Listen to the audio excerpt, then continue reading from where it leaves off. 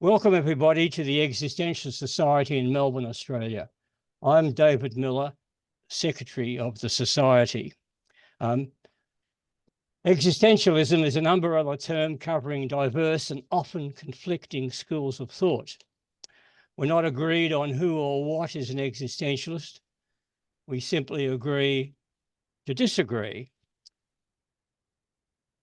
Our guest speaker today is Brian Nelson, and his topic is Existenzphilosophie, the philosophy of existence.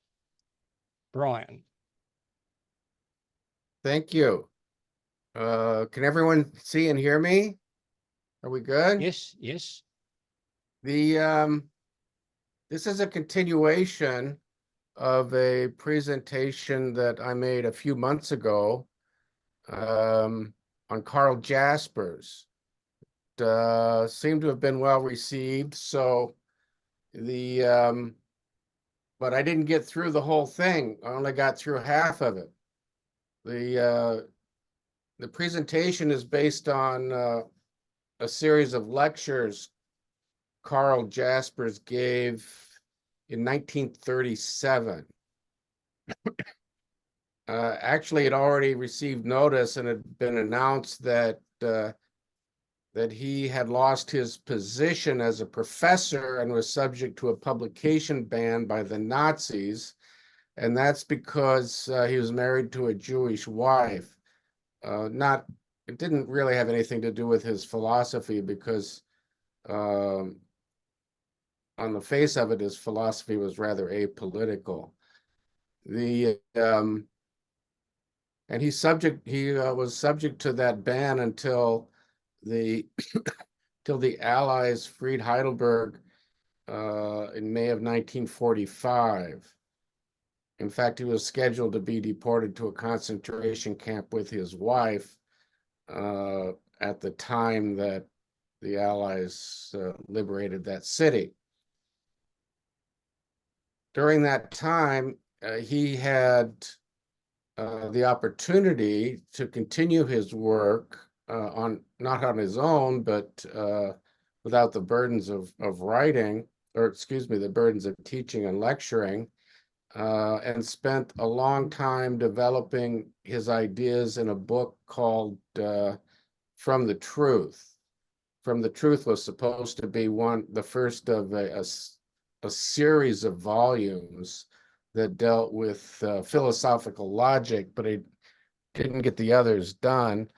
So this is the last of the books, the only book he had from that series. The lecture in 1937 really sketched out the ideas that he developed in detail in his 1945 book, From the Truth. So it's really a very important lecture at the same time, or series of lectures at the same time. He did not, I don't find it translated into English.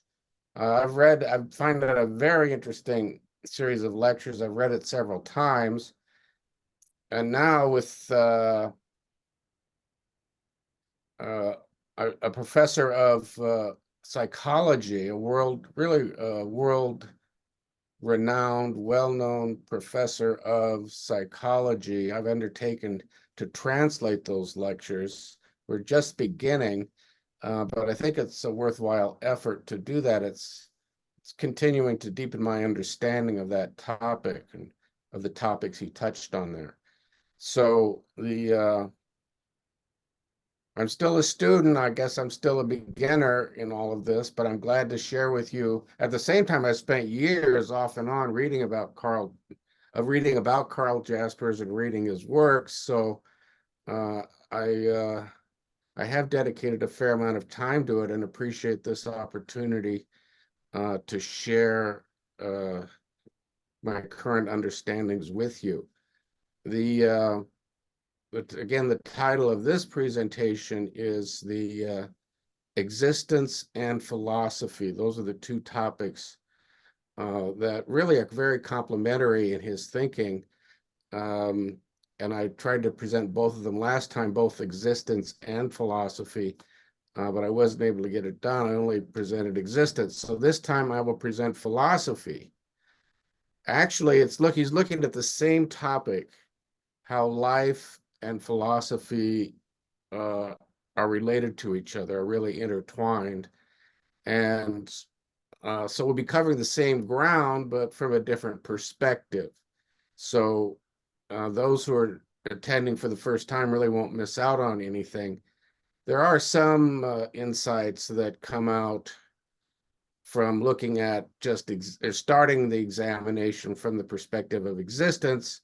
I won't be highlighting those today. Instead, we'll be looking at the highlights or the insights that come out, beginning with the perspective of philosophy.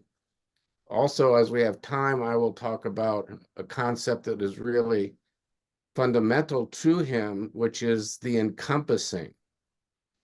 It's really the unknown and the unknowable. Carl Jaspers has had a lot of impact, but not a lot of credit in the works that he has done. He was actually a senior to Martin Heidegger and helped promote his career.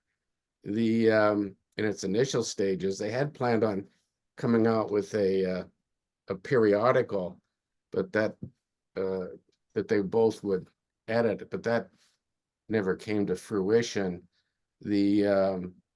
Interestingly, Hannah Arendt was a student and lover of Martin Heidegger, and so because they had this relationship, he didn't feel that he could credibly sponsor her on her PhD work, so he handed her off in terms of studies to Carl Jaspers. And Carl Jaspers was the one who sponsored Hannah Arendt in her work, her PhD work, and also promoted and assisted her in her later endeavors. The Banality of Evil was written by Hannah Arendt, but had the support and collaboration of Carl Jaspers. Her ideas on totalitarianism are very much in line with Carl Jaspers' thinking, and really an extension and expansion of them. She also translated his 3 volumes on the history of philosophy. So actually it's 4 volumes. So they worked and collaborated together for decades, and that's just one of the impacts he's had. For those who have ever heard of Werner Erhard and the EST seminars, which are now part of Landmark Education, he also obtained much of his inspiration, not entirely, but much of it, from Carl Jaspers, and that was through Herbert Dreyfus, who was a professor at Berkeley when Werner Erhard was there. As part of the 1970s and 80s movement, I've actually attended a Landmark Education seminar a weekend. They tended to be weekends, and I could see the tie-ins between the two, especially the focus on the unknown and the unknowable. It was all very interesting. Sure, here I have a comment. Surely Est is a cult. Well, we don't need to get into that. If it is, I haven't joined. And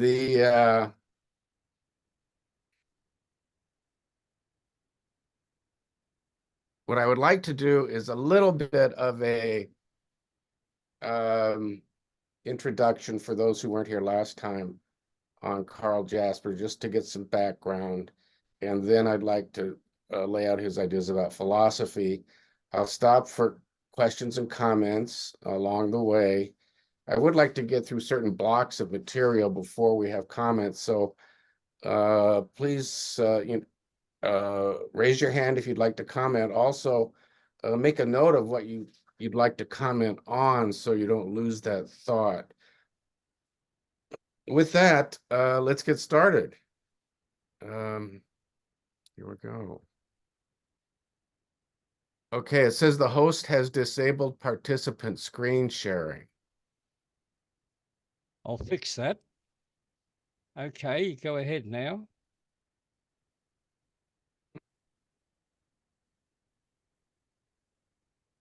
All right, let's see.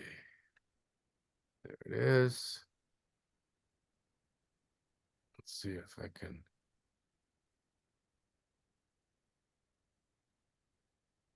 All right, well, that may be as big as I can get it. So this is an essay that has the old meaning of an attempt to describe or explain Karl Jasper's concept of existence and philosophy.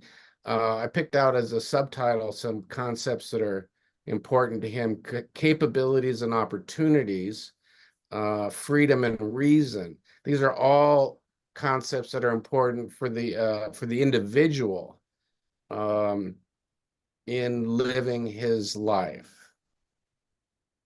And I'll be able to touch on all of those this evening.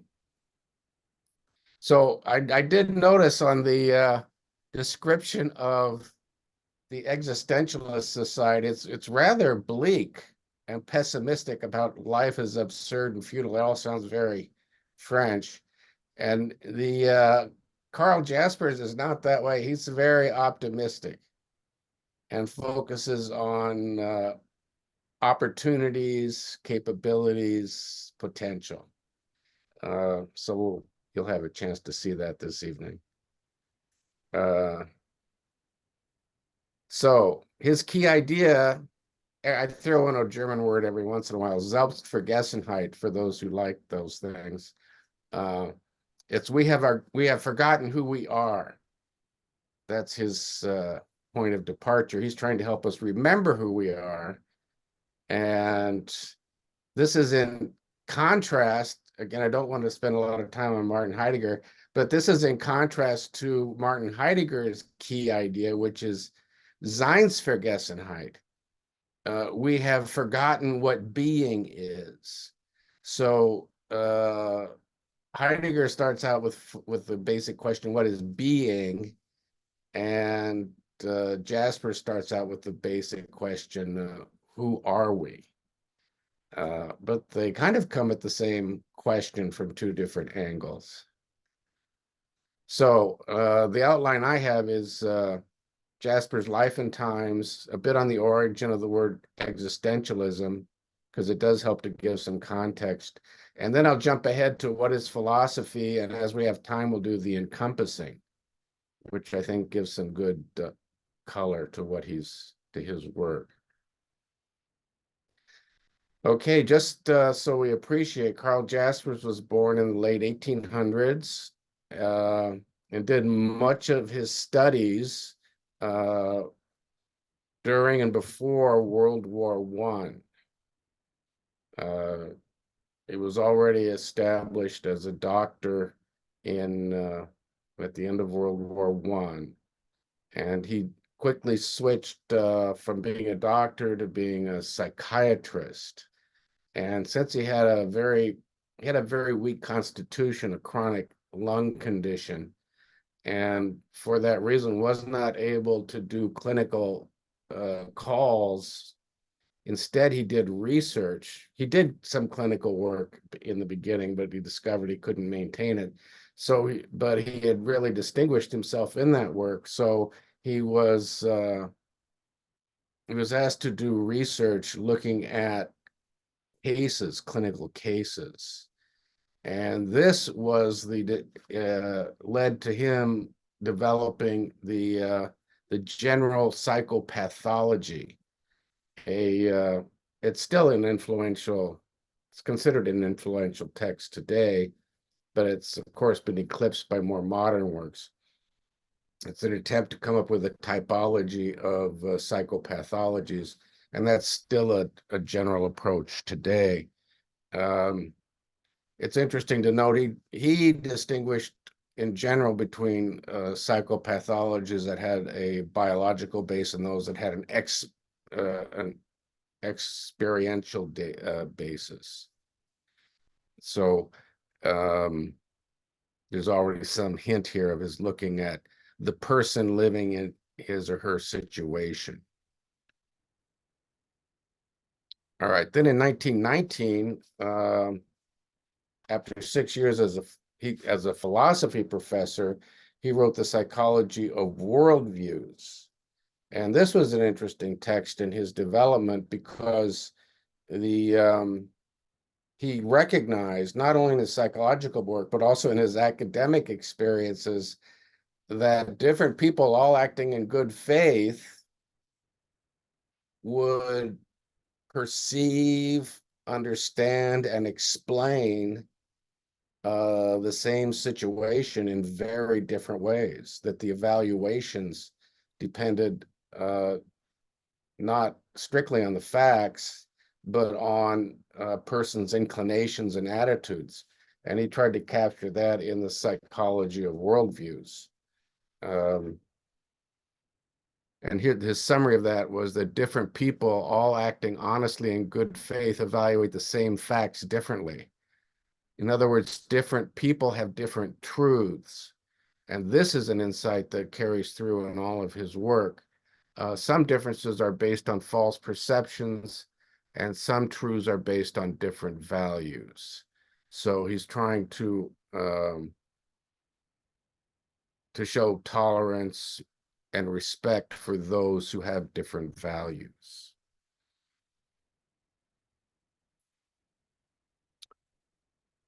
Then he continued his work in philosophy in the 1920s that resulted in a publication, a 3-volume publication called Philosophy, answering the question or addressing the question, what is philosophy? That's going to be the topic of my discussion here tonight. If we look at the last bit of this slide, it says philosophical thinking makes you aware of yourself. Philosophy achieves its results as you contemplate it. Philosophy awakens the forces within you. So he sees philosophy as an occasion or opportunity to become aware of yourself and to develop your potential. Here's some other statements that will help understand his work. The activities of self-realization, you in the world, are a necessity for internal evolution. So it's the person in his or her circumstance that's important to him. He'd already recognized that in his psychopathology, in his typology of psychopathologies. It's not just medical conditions, but you and your experiences in the world as they've impacted you.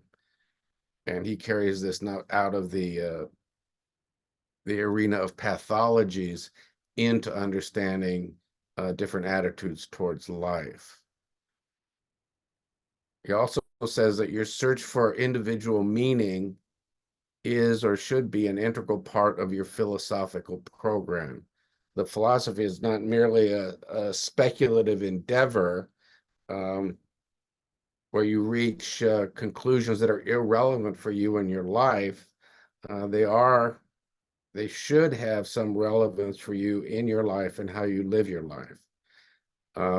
Jaspers challenges his readers to integrate a search for personal meaning into their philosophical program. And there's 2 important parts to that. It's just that if you're going to do philosophy, you should have a philosophical program, which involves reading philosophers and discussing them. But the outcome of that, or the expression of that, should be in the arena of your life, understanding yourself, the meaning you give to yourself, to others, and your actions in the world. And then finally, existence is manifested only in the loving struggle between your own self-evolution and others' freedom, which is basically others' self-evolution. So in addition to the study of philosophy, there are interactions, that it's not just taking positions and taking actions, it's really talking things through, which is an important part of his understanding of existence, and also it's a key element in philosophical activity. So I will be talking about the 1937 lectures. There are 4 of them which were given in Frankfurt on Main. Lectures at that point in Germany were kind of like lectures that had been given in the United States in the late 1800s. They would have tent gatherings. There's no TV, and so just as they would put on a local concert, they might have somebody come in and I don't want to call it education. It's more like a revival, but it's not religious. It was an educational experience where people would come in and give lectures on philosophical, historical, and other topics, and those tended to be well attended.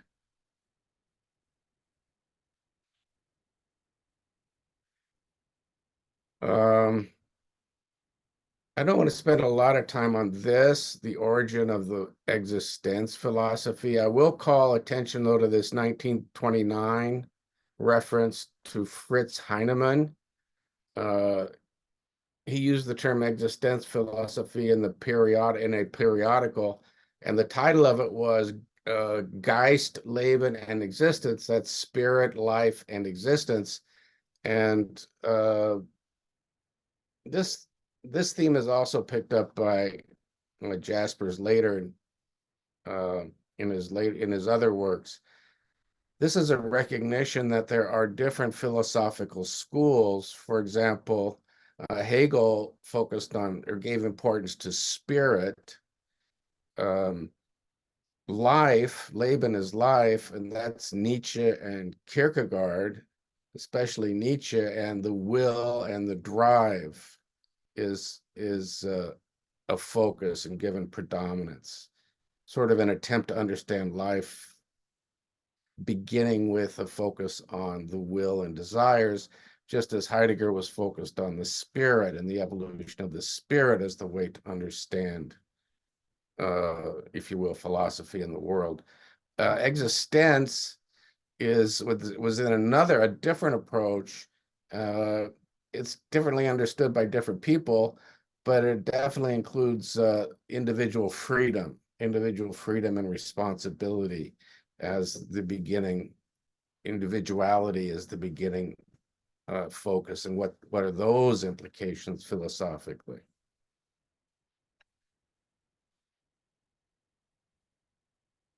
All right, let's.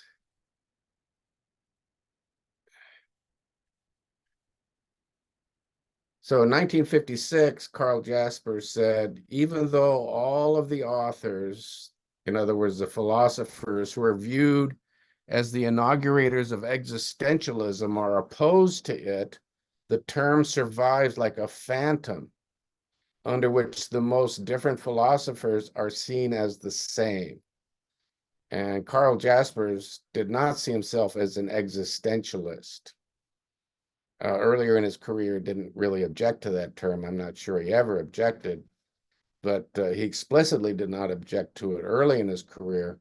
But he saw himself as more of as a philosopher of reason, engaged in perennial philosophy at the end of his career.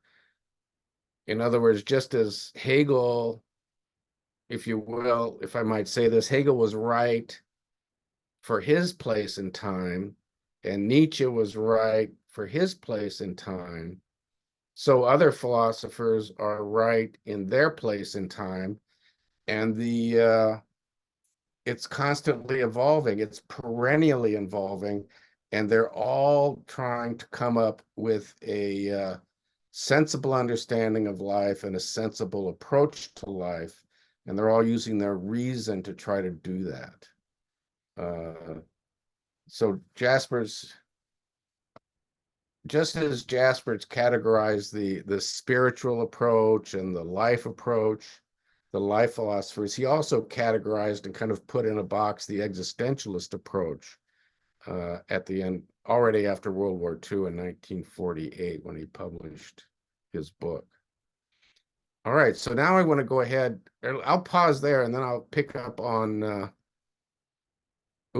philosophy. Let me get back to the philosophy here on philosophy. Are there any comments or questions at this point? Yes, Alex has got his hand up. Go ahead, Okay. Alex. Yeah, thanks, David. Hope you guys can hear me. Yes. Okay, perfect. I had a question. I'm curious, this term existence or existentialism, existence philosophy.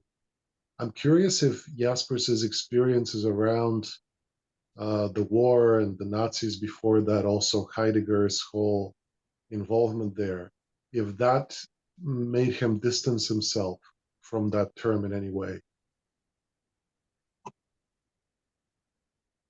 Yeah, yes, I think that's possible. What I think is yes, I think the answer to that is yes.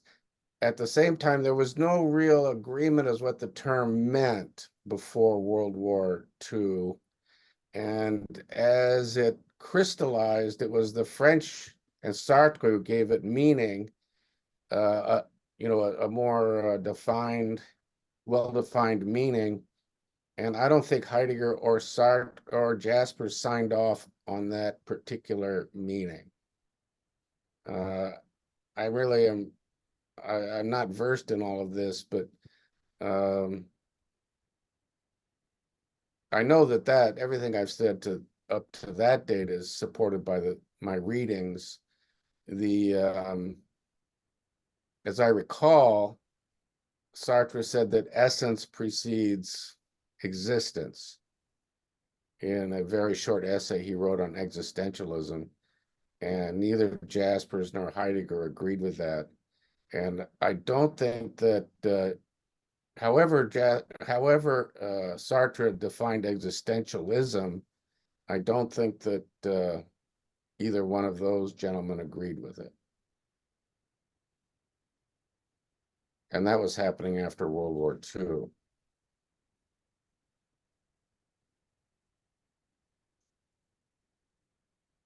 Okay, James. Sorry. Does that answer the question?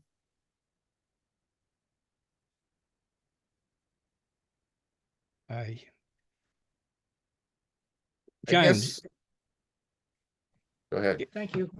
Neither Heidegger nor it would be in German. It would be Existentialismus, and neither Heidegger or Jaspers use that term. Heidegger, in Being in Time, says this is not an existential philosophy. Yeah, which you mentioned, Brian, came from a different philosopher. It's not an existence philosophy.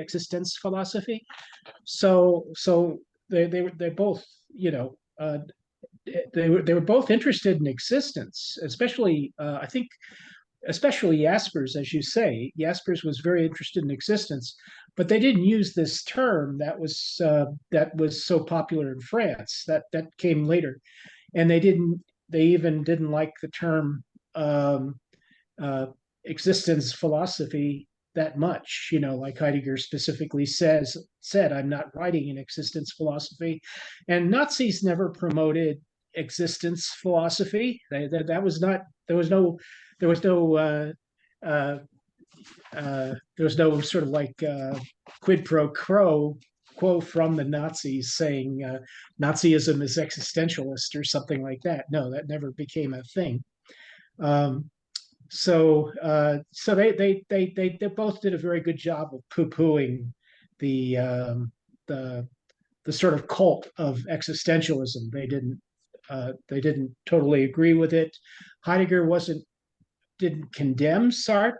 He was he was in his classes, but they were okay with it.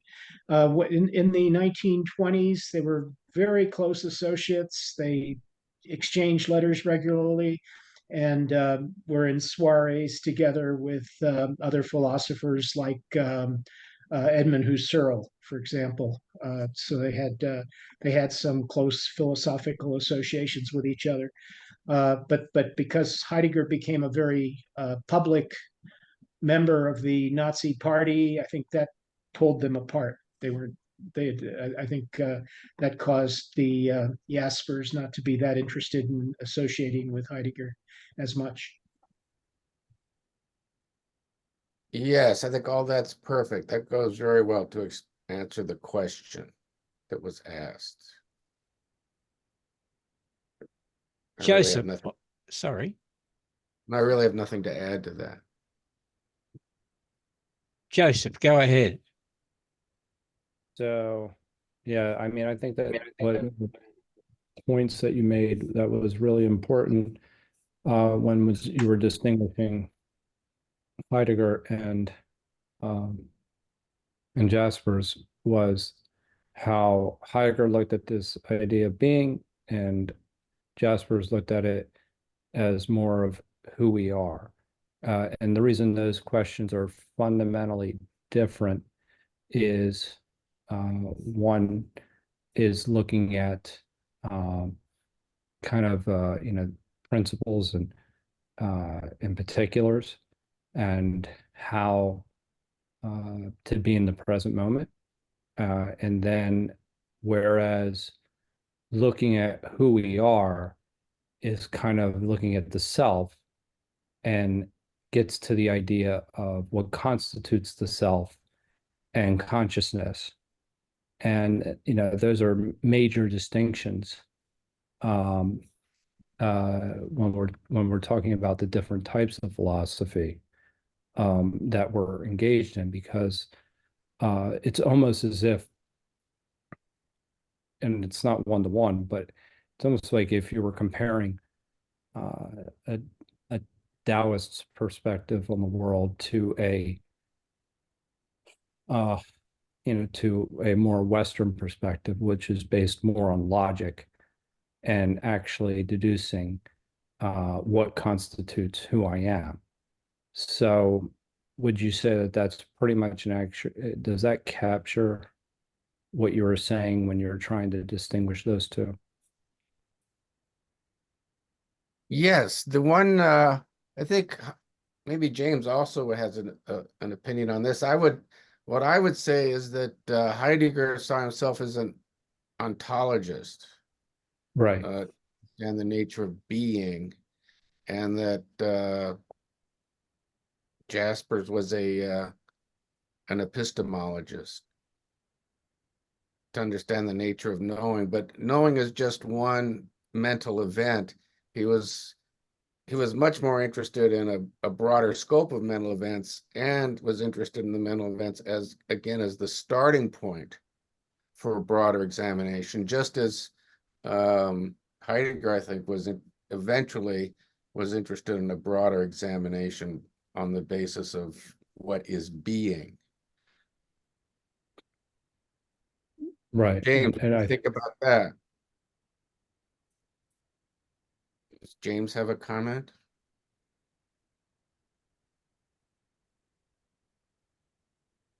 Yes, unfortunately, James would need to raise his hand again so I can unmute him.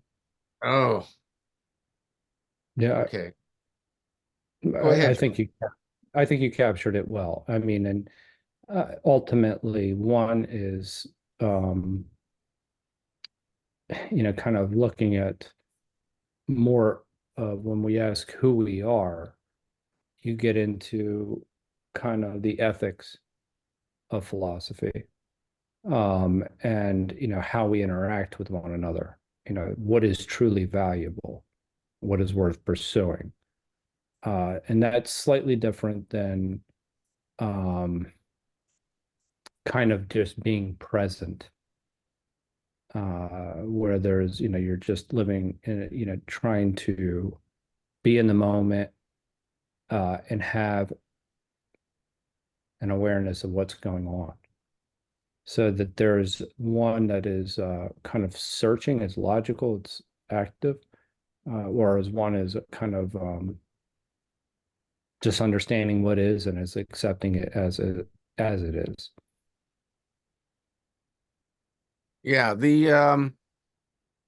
well, it's a couple of things about Heidegger, and just for the purpose of contrast, is that in his Being and Time, and by the way, I've heard recently that his earlier lectures have been published, and you can actually understand what he's trying to say if you read the earlier lectures. Being and Time was written in kind of a rush, and they say it really helps to read his lectures. You can understand what he's saying, but he's trying to intuit what is being, having Right. dismissed all of the previous attempts in Western philosophy as failures, and the ongoing attempts as nihilistic, and and so he starts to ask the question, what is being? And the best way that we can understand what is being is to look at the being which we are, which is humans. So he starts talking about humans, and the humans in their situation, or human, it's humans, and they're each human individual in his or her situation, and it comes up with many different insights beginning from that point. At the end, though, I think he said he hasn't been able to really circumscribe the concept of being. He could only make certain initial attempts at qualified statements about it. And so I thought, that was interesting. But he was always, from beginning to end, focused on what is being, and there are other issues that came up along the way. But I think he was true to that calling from beginning to end, and Jaspers was true to this other calling from beginning to end, exactly along the lines you described.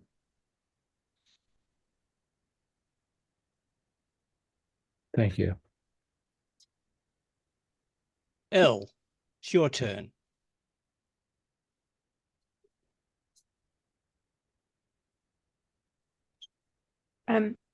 Thank you. Really interesting discussion. I appreciate you and the conversation.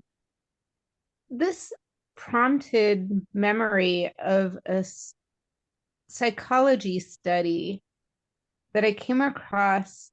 I don't know if it was from like the mid 2010s or 2015 or so. I have to check the date, but I never knew it would have reflected what you presented in terms of like that people can have different opinions based on their orientation, their ethics, their just other points of view, and without with integrity.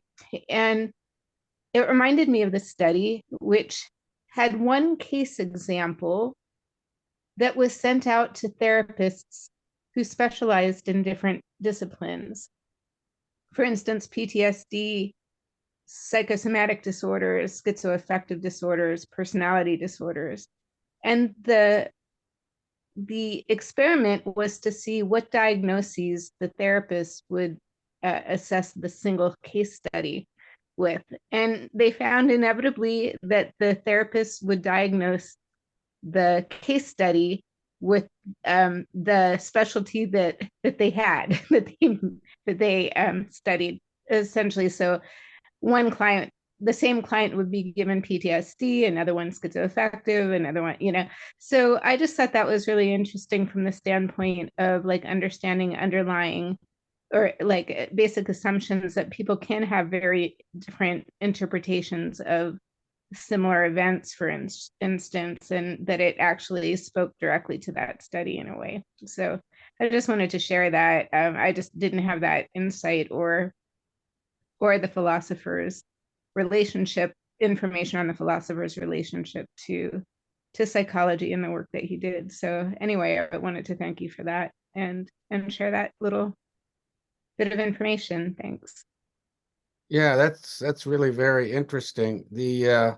And it does, again, it ties in with his attitude towards other philosophers, not dismissive, respectful of people who have, in good faith, tried to come to terms with themselves and the world around them in a philosophical manner over the years. They're not, he didn't say that they're wrong or they're outdated.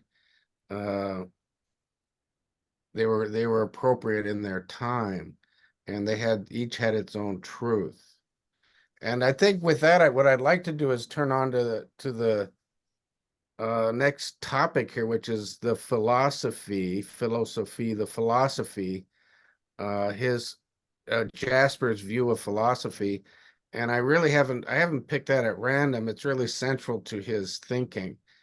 Can everyone see my screen? Is my Yes. screen still? Yes. Okay, it's still up. All right, so here we go. The what is philosophy? And I apologize. Usually I don't have so many words, but I did like to work this out in detail. And there are issues lurking in these words themselves. So philosophy, for Jaspers, philosophy is best understood as an activity, not the outcome of those activities. And he calls it philosophizing. Philosophizing is the ongoing effort of each of us, of you, your ongoing effort to come to terms with the ever-changing, unique experiences in your life. And you come to terms with them, if you're philosophizing, you come to terms with them in a certain way. And that's through study, reflection, communication, and action. And then repeating the process inevitably because circumstances change and you might not have been right in the first place. And since everyone's situations are different, their philosophies can be different. And here this ties into the what he observed earlier already in the philosophy or the psychology of worldviews. Different people acting with good faith can have different evaluations of the same situation, and neither of them is wrong. Okay, philosophy is not a settled set. To me, this next one is really reveals, I think, an important thought of his. Philosophy is not a settled set of universally valued answers to questions of general interest or applicability. Instead, for Jaspers, in the first instance, philosophy is your ongoing attempt, you individually, thoughtfully to come to terms with the experiences in your life. And those experiences include encountering the unexpected and the unknown, encountering suffering and death, and causing suffering. So this list that I've put at the end is important because he feels that all people in life encounter these circumstances. You call them barriers, channels. He called them border situations. And each person needs to come to terms with them. You could also think of it as getting comfortable with the inevitable difficulties of life and limitations of life. Apologize for misspelling unknown. So coming to philosophy is a coming to terms. To be a philosophy, you're coming to terms is necessarily consistent with all of the following. First of all, scientific fact. Secondly, your individual experiences. Thirdly, your individual reflections. And finally, your individual decisions. Philosophical conclusions are necessarily manifested in your actions, and you must be able to justify your actions in terms such that you are wholly responsible for your actions in terms that other philosophers, those who are involved, affected, or concerned with your actions, can respect your reasoning. So the I think important elements of that are there's a certain process involved. We'll get into some of the detail here later. First of all, scientific fact.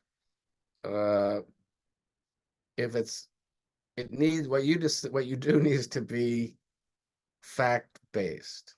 Your philosophizing should be based on fact. But not just fact, individual experiences. So this goes beyond science, the scientific fact, because science doesn't really capture the individual experiences. Science also doesn't capture your individual reflections. And to be philosophizing, you need to reach some conclusions in the circumstance. You need to make some decisions, and these decisions are manifested in your actions. Now, that doesn't mean imprudent action. And it doesn't necessarily mean going out and doing something. You can be reflective about, and maybe the best thing is for you to pause or wait or be supportive. There are many, many different ways to take this action. But this is an important part. You must be able to justify your actions, to explain your actions. You have to explain them to yourself, but also there's an element of communication with others. We'll just call these justifications. The justification is one where you assume total responsibility for what you have decided and what you have done. Anything else, if you will, is a cop-out. It's not philosophizing. And the justification also needs to be expressed in terms that others who are also inclined to philosophize can respect your justification. So you need to be able to explain yourself, communicate your reasoning to a sympathetic audience, and be open to their criticism, comment, suggestion. And the ones who are best able to do that are the ones who are philosophers who are involved, affected, or concerned with the same thing that is concerning you, the same thing that's prompted your action. So it's living a life in a certain way, coming to terms with life in a certain way as outlined here. So what is philosophy? Philosophy is a process engaged in by each person individually. Your philosophy, your philosophizing is based ultimately upon your own situations, experiences, perceptions, and understandings, including your studies and individual reading and reasoning and conclusions. So here's some key points. Philosophy involves study and communication. There's necessarily an element of study here if you're really acting in good faith. The point is that many, many other people over time, over the centuries, have tried to come to terms with these same challenges, these same difficulties and limitations in life, these same border situations, the uncertainties, the unknown and the unknowable, suffering and death, and causing suffering to other people. This necessarily comes up, according to Jaspers, comes up in everyone's life. Most people would probably agree with that, but it's interesting that he categorized things in that way as well. And that's he feels that you need to study how other philosophers have dealt with these issues in the past to really refine in good faith your own philosophy. And then there's the communication as well, the sounding boards with other people who are living in the same, more or less in the same circumstance, in the same time, at least in contemporary times, who are also trying to come to terms with this, and someone you can talk to and get feedback from. Those things are not available from the study. Philosophy accepts science. Philosophical reasoning is necessarily based on scientific facts, but not limited to scientific fact. Philosophical conclusions are not generally accepted and applicable knowledge. That's a key point for him. In other words, philosophy can be valid, a philosophical conclusion can be valid, even it can't be proven as generally accepted and generally applicable. It's your truth. Philosophizing also integrates your capacities and your situations and results in decisions and actions beyond the scope of mere experiment. Think in terms of commitment. If you're a scientist and you're doing experiments, there's different elements of the experiment. If you think through the scientific method, you record all of you and control the variables. You record the results. You publish them. Others can replicate. And this isn't often highlighted. You have for the purposes of the experiment, you have unlimited resources. In life, things are not that way. You cannot control all the variables. Your situation cannot be repeated by others. It might be approximated by others, but it cannot be repeated by others. And importantly, you do not have unlimited resources. You are expending life in making these commitments. And so it has a relevance, a significance that a scientific experiment does not. And the next thing is it also respects others. Philosophy respects others' religions. The philosophical reason is not based on divine revelation as an authoritative dictate. Philosophers do not accept as authoritative dictates the divine revelations of others or others' beliefs in such promulgations. Instead, philosophers treat such promulgations and others' beliefs in them as the attempts of those others to come to terms with their own life's experiences. And that's a valid approach. It's just not philosophizing. So a priest and a prophet would tend to say, I know what you should believe and why you should believe it, or what you should do and why you should do it. And the philosopher doesn't accept that, that the other person would know what I should do and why I should do it. So again, what is philosophy? It is not. It is not dogmatic. If you believe that your philosophy sets forth generally applicable rules for human conduct, then you are not engaged in philosophy. It is not obedience. If you cannot justify your actions without ultimate recourse to some authority, then you are not engaged in philosophy. So if you have recourse to some political, religious, cultural, psychological, medical, or intellectual authority as your justification, or as part of your justification, it is not philosophy. Yes, you can refer to these others, but you need to understand the reasoning behind them, behind those authorities. Philosophy is not inaction or imprudence. If you do not express your reflections and decisions in works, then for Jaspers, you are not engaged in philosophy. Now, that does not necessarily mean acting imprudently. For example, in the Nazi period, he did not join a revolutionary guard or some underground resistance. He considered it, but he did not do that. And also after World War I, there was some nationalist movements afoot. Well, and they eventually gave rise to Nazism, but it was wider spread than that.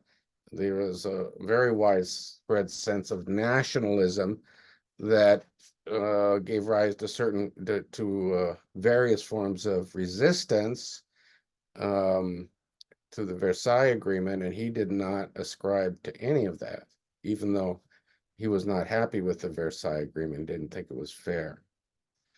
All right. What is philosophy? Philosophy is not unreasoned or inarticulate.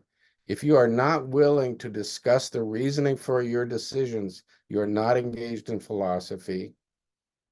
And then finally, philosophy is never final and definitive. If you are not willing to reconsider the reasoning for your decisions based on your discussions or your experience, then you are not engaged in philosophy. All right, a little bit more detail on how philosophy is not science. The result of philosophizing is not generally applicable knowledge, as with science. Instead, the outcome of philosophy is an articulated understanding of your world and your place in it. That understanding is expressed through reflection and action. General knowledge, in other words, an understanding of the natural world, is tested scientifically through measuring one object or event against another, and that includes the ability to replicate the results of a laboratory experiment. I know that there are other scientific methods, but that's one of them. Philosophical reflection should be consistent with general knowledge, but the sum and substance of science is not philosophizing. If your philosophy is based on the assertion that the sun revolves around the earth, that is not philosophizing, because it is well established that that is not a fact. Philosophical outcomes are of a nature different from scientific facts. Your philosophical understanding should be consistent with scientific facts. Your philosophy can rely on science, as and to the extent that, misspelling here, as and to the extent that science relies on itself, that science is reliable. But your philosophical inquiry does not, your philosophical inquiry goes beyond scientific method, and your philosophical understandings cannot be validated by scientific method. I think that's pretty clear, but that was an important point when he was doing his work, because there were people who thought that when he began his career, that the natural sciences took precedence over philosophy, and more importantly, that philosophical findings could be proven in the same way that scientific findings could be proven. So going on here, instead, your philosophical understandings are ultimately validated by you individually through your action, including study and communication. This validation process through individual action might be called the existential testing of decisions. It does not result in generally applicable knowledge or authoritative rules for how other people should live their lives. It results in humility and respect for others also engaged in philosophizing. So there's a note here too. Since philosophical outcomes involve action in the world, they are not revocable. Philosophers commit to their understandings through irrevocable expenditures of time and effort, but they also allow for the possibility of error and corrections through further experience, including communication. All right, so let me just take a break there before we talk about philosophy and religion. Are there any comments or questions?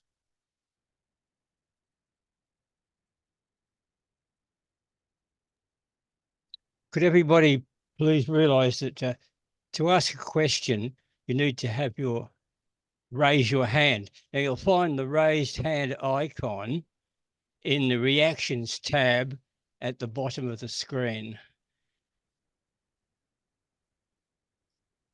So, James, go ahead. Thank you.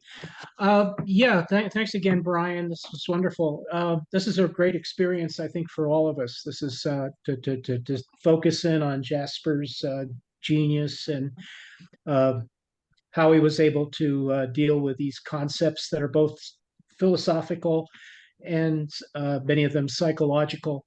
The this this and I just wanted to mention this book that he wrote in the 20s, The Psychology of Worldviews, is which was very important, and it was I'm not sure how it affected the culture really, because it's hard to find these translations into English, as you said. But the I know it affected Heidegger. Heidegger taught it in his courses, in his course on phenomenology in 1927. He was teaching that. He was and he was basically told Jaspers, that he loved the book. But so this was and yeah, so I think it's really it was a really kind of groundbreaking moment, when he realized that everybody brings their own collection of interpretations and possibilities to the table, and that was very groundbreaking, and it definitely had a big effect on Heidegger, going towards his creation of what eventually became existentialism, the idea of the being in the world. So yeah, so it's just a it's wonderful illustration of these very subtle differences between the philosophers. Here we have Jaspers going into detail about what philosophy should be, what philosophy is not, and where the buck starts, where the whole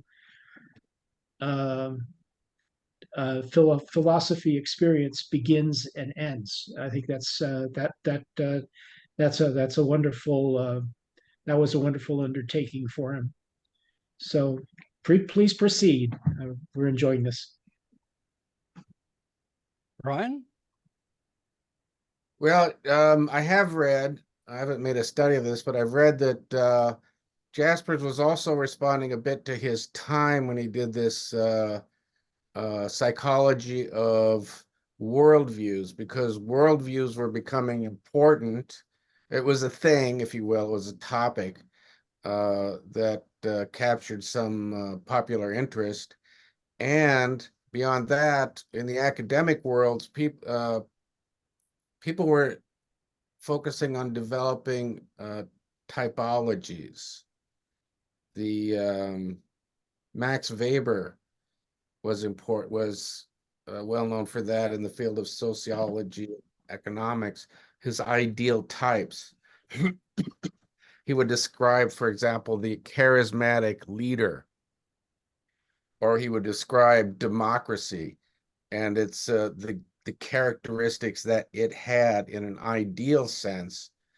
And then, having come up with this typology, he would it really, sometimes in very extensive detail, he would use it to classify and then classify and contrast, compare and understand different societies and economies. So it was the focus on worldviews. It's a natural continuation of his work, but it was very interesting. It was an interesting theme when he wrote it, and then coming up with his typologies was also a developing academic approach when he did that work. Thank you. Anybody else? Yes, Christopher, go ahead.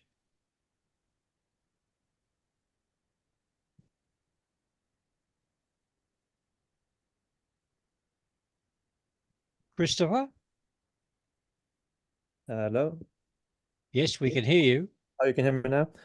So I had a question. The first two parts about what is philosophy reminded me a lot about. You can hear me? Yes. Yeah, reminded me a lot about like Robert Solomon or Antonio Damasio, kind of like psychologists that focus on how emotions create ideas, and ideas are kind of a way strategies, like emotions as well as strategies to dealing with life. And then it skipped in the third step to kind of saying that, oh, it has to include science and scientific facts. So my question was, how does he justify going from that very psychological, subjective perspective to then fully embracing science?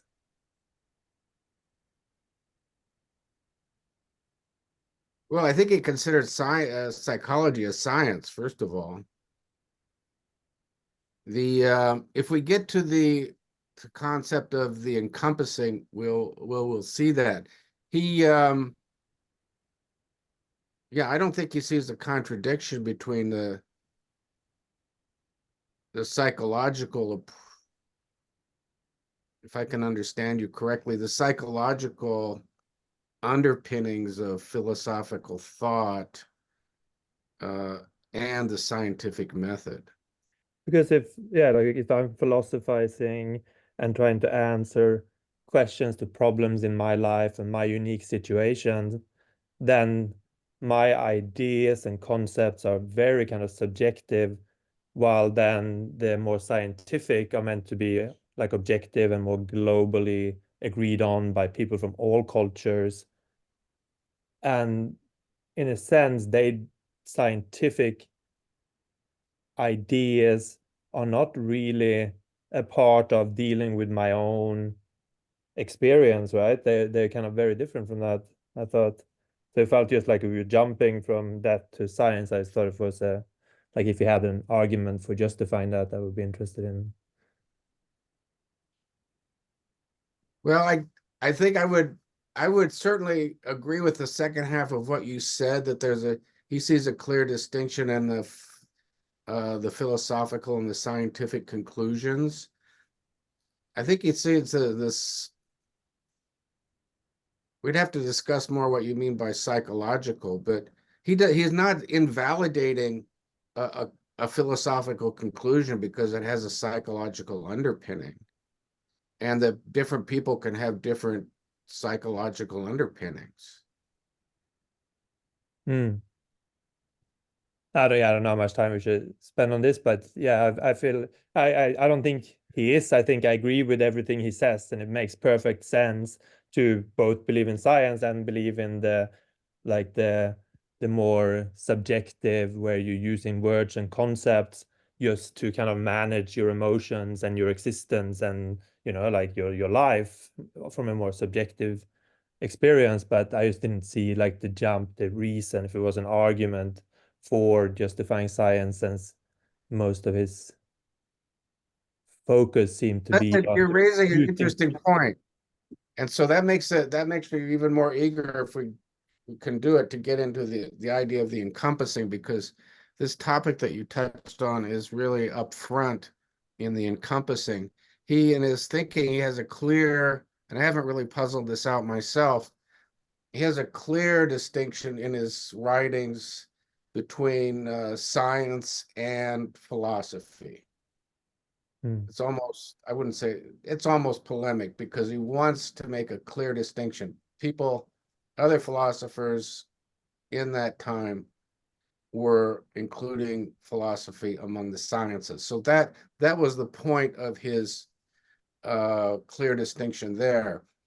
At the same time, when it goes to the type of philosophizing that we've touched on and that he's talking about,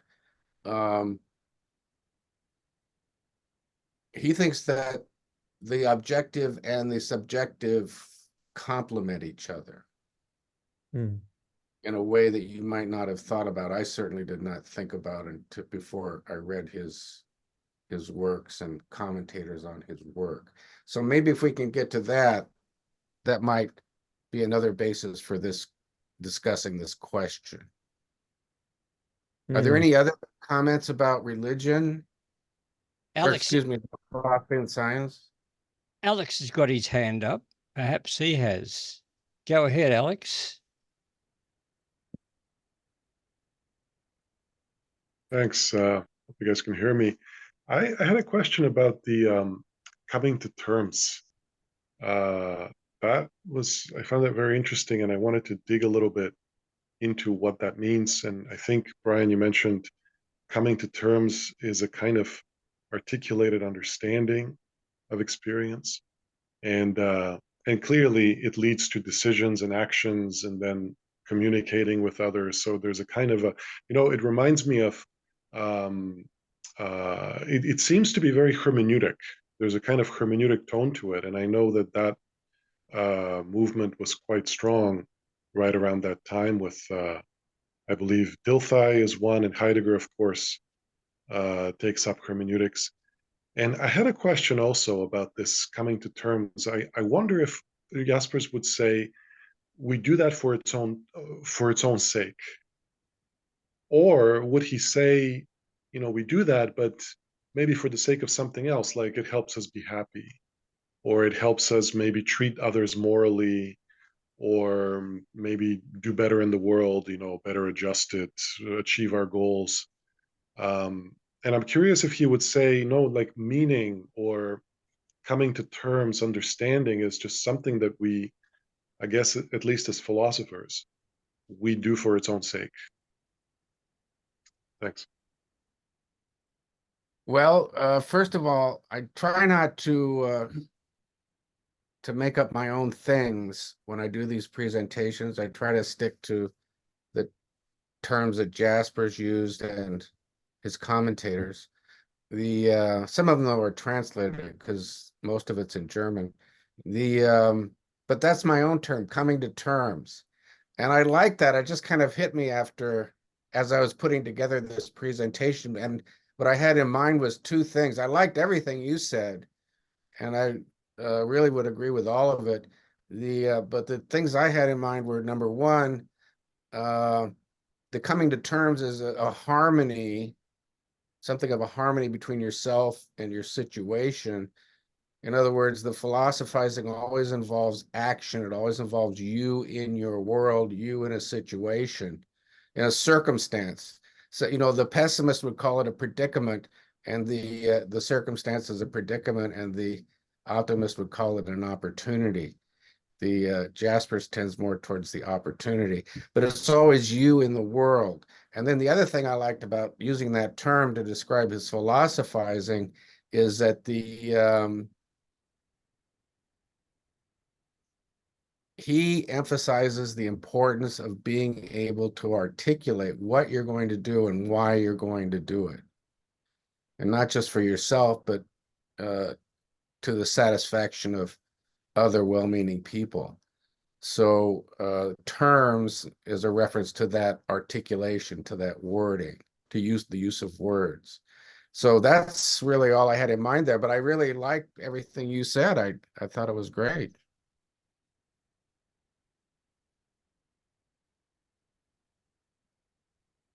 Well, there's no more hands up for questions or comments, Brian, so perhaps you'd like to continue. Yes, that would be great. Then maybe we'll actually get into the encompassing, which is an interesting topic. The philosophy, finishing up here with philosophy. Philosophy is not religion. And I've already indicated a bit where we're going with that, because philosophy is not based on divine revelation. For Jaspers, a philosophical resolution does not rely wholly or ultimately on any authority, including claims of divine revelation. Accordingly, an organized religion cannot provide a philosophical resolution to life's challenges. Again, as with science, he's drawing a very clear distinction here between religion and philosophy. Religion or mysticism alone cannot do so. In other words, cannot provide a philosophical resolution to the extent that their insights are based ultimately on the authority of divine revelation instead of reason. In the end, he saw himself as the philosopher of reason. In other words, according to Jasper, ultimate reliance on divine revelation is a denial of your nature as an individual. As an individual, you are inescapably free and responsible for yourself. All of this reasoning on religion applies equally in the political context to a totalitarian regime where you pledge allegiance or loyalty, obedience to a regime. While individual reflection on the wisdom implicit in divine revelation may be considered in philosophizing, ultimate decisions, actions, and responsibility lie with the individual. In addition, as you will recall, for Jaspers, a philosophical resolution of life's challenges is necessarily consistent with scientific method and finding. Organized religion welcomes but does not require scientific verification of its underlying assumptions. Accordingly, organized religion cannot provide a philosophical resolution. In other words, a fact-based, reasoned resolution of life's challenges, according to Jaspers. Continuing on religion, in addition, according to Jaspers, the revelations, teachings, and actions of divinely inspired individuals are necessarily an inadequate basis for philosophizing, including taking actions on philosophy, because they arose in situations other than your own. You will inevitably need to determine and apply the appropriate response to your situation, even if you wish to be guided by divine revelations, teachings, and examples. For Jaspers, divine revelation can at most provide a starting point for reflection, among several other starting points, because you are necessarily required, even if you choose to follow the teachings in the revelation, to make your own application of those teachings to your life. This, just kind of by the way, this is very similar to the distinction between legislation and judicial findings. The legislature can write a law in very general terms, but then it needs to be applied in specific circumstances, and the judge does that. And so what he's saying here, I think, is that at most, religious models and examples serve this legislative role, and you need to come up with your own applications for your situation, just as judges do when they're deciding cases. Okay, continuing here. This necessity is a basis of your individuality, with its concomitant inalienable freedom and inescapable responsibility. The same is true for following other historical models, contemporary authorities, or philosophical maxims. In other words, you can't just use these others as a crutch. You need to thoroughly understand, well, you need to take, probably in the first instance, you need to take responsibility for what you're doing. And when you do that, you feel the desire to thoroughly understand what you're doing. This idea of individuality is a good one. That is really that is the underlying concept to his central theme of freedom and responsibility. Here I'm not following, I'm just talking to the text, I'm not reading it. He is considered by some the philosopher of possibilities. That's one of the phrases that's used. He's considered the philosopher of freedom and of responsibility. If you really understand that you are an individual in the way that he's described here in his discussion of philosophy, then you understand that you are ultimately responsible for what you do. And if you're ultimately responsible, then you also claim the freedom to do what you think should be done or what is right in the circumstance.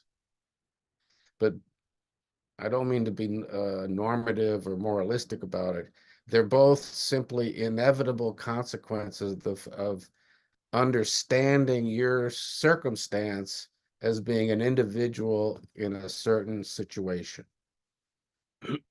So continuing here with the text, if you defer to a prophet, priest, preacher, or other religious teacher, your decision to defer to such authority may be an exercise of your inalienable freedom and inescapable responsibility.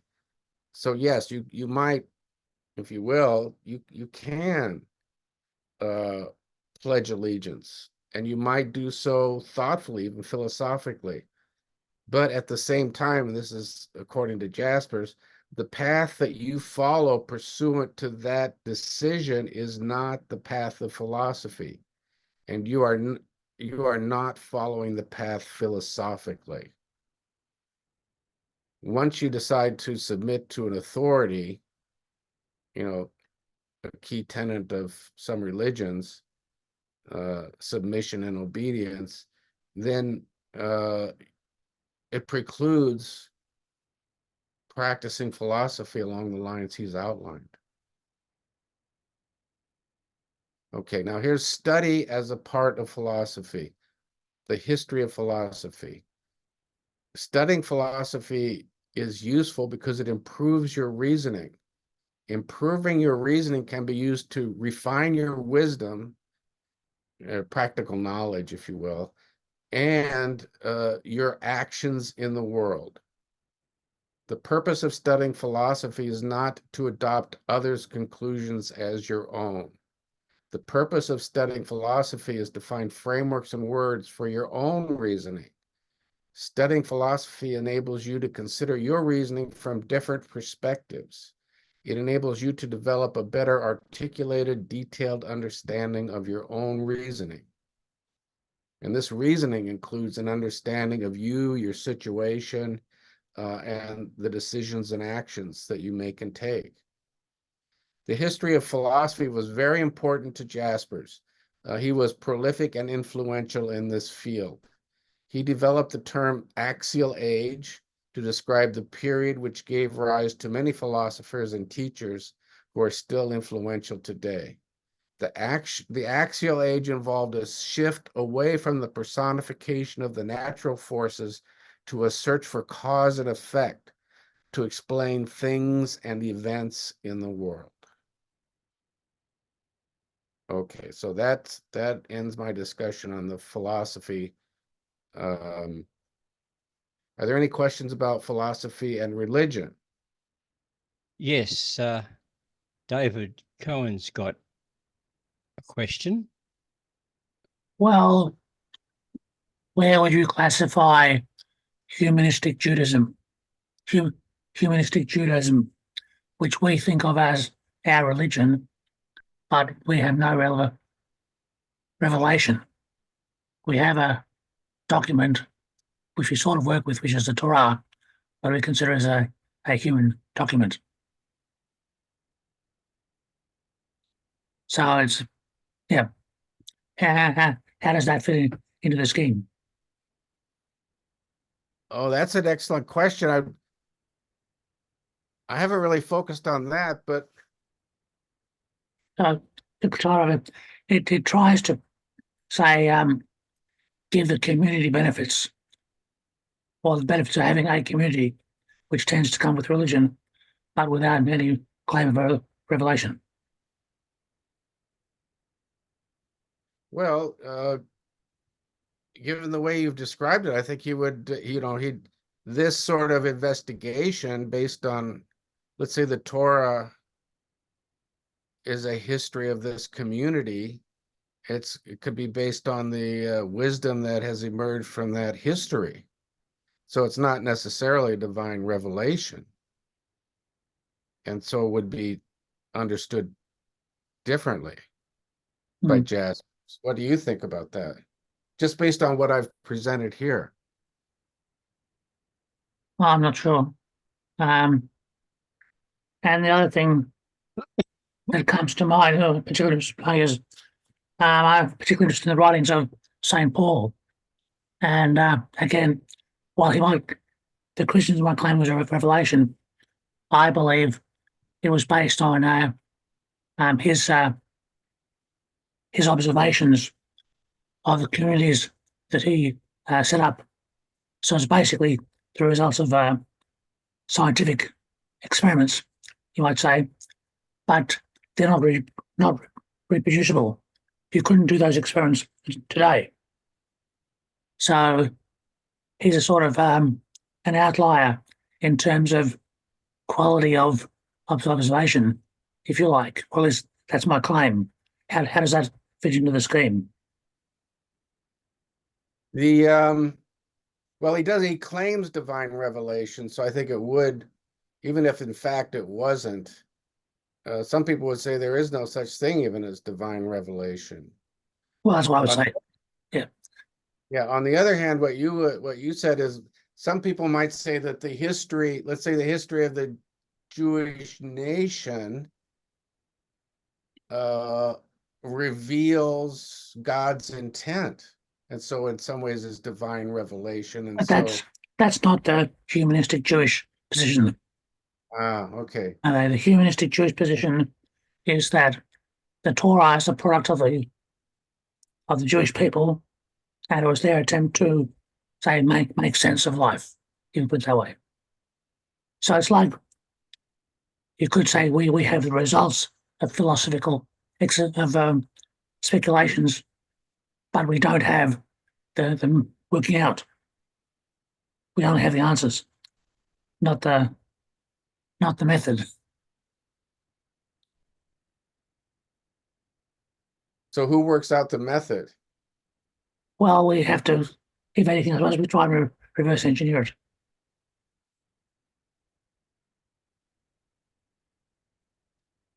Anyway, look, Yeah, that's very interesting to just me. yeah, it's just like humanistic Judaism. I think it's a particular interesting. Well, it's an edge case. Is it a religion or isn't it? What do we mean when we use the term religion, and more particularly, are there certain things within the basket of things that include religion that are valuable? That even if we dismiss the belief in revelation, we might want certain of those things, like the community that forms around a church, for example. Yes, well, I think that he would, endorse, if you will, the inquiry that you've made as being that you've outlined here in this last statement as being a sort of philosophical inquiry. Okay. Because it's not just a submission to an authority; it's a puzzling out. I will say, he was. Let me just say this: he was married to a Jewish woman. That's really why he received the Nazi ban, not based on his philosophy at all, but more importantly, he had a ghostwriter throughout his career, and his ghostwriter was his wife's brother, who was Jewish. So I'm saying that because they have extensive, I don't know how extensive the remaining correspondence is, but they have correspondence between them. And I would guess that in that correspondence, the issues like the one you just raised have been addressed. And he's probably, tried to accommodate it to the extent it's been raised. But honestly, my understanding is not great enough to expound on his attitude towards humanistic Judaism. One would have to know. I mean, like the term humanistic Judaism did not exist when Jaspers was working. I think it was from the 1960s or 70s. But there would have been like either sort of more orthodox or liberal rabbis.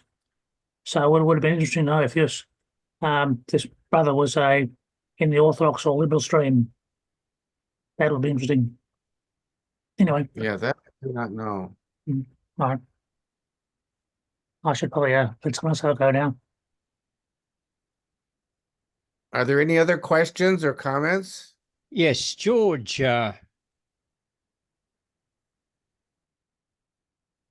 Go ahead, George. I mean, in listening to this, Brian, it sounds very much, if not verbatim, like pragmatism, right? It rejects hard and fast philosophical principles. It's empirical. But again, it rejects any kind of global statements. Again, secular. I'm going to say, in fact, the matter, it's a kind of anti-philosophy. Now, in fairness, it is not anti-enlightenment. But pragmatism is that kind of odd animal that sits sort of at the edge of enlightenment insofar as it's secular, but it doesn't really have a justice core to it, which, again, keeps it outside of the Enlightenment.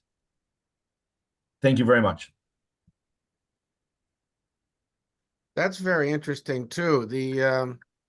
I think we will have time for me to touch on now the encompassing, and this will come up because he does not reject he does not reject any philosophy.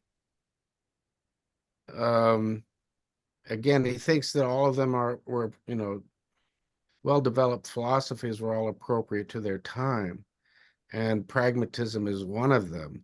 How he might categorize it, because he did tend to categorize these philosophies, I'm not quite sure. I'd have to check on that. But I don't think he would want to. Well, you really haven't said that, but I really have no objection to what you said. You've really drawn some great similarities between pragmatism and what I've presented this evening.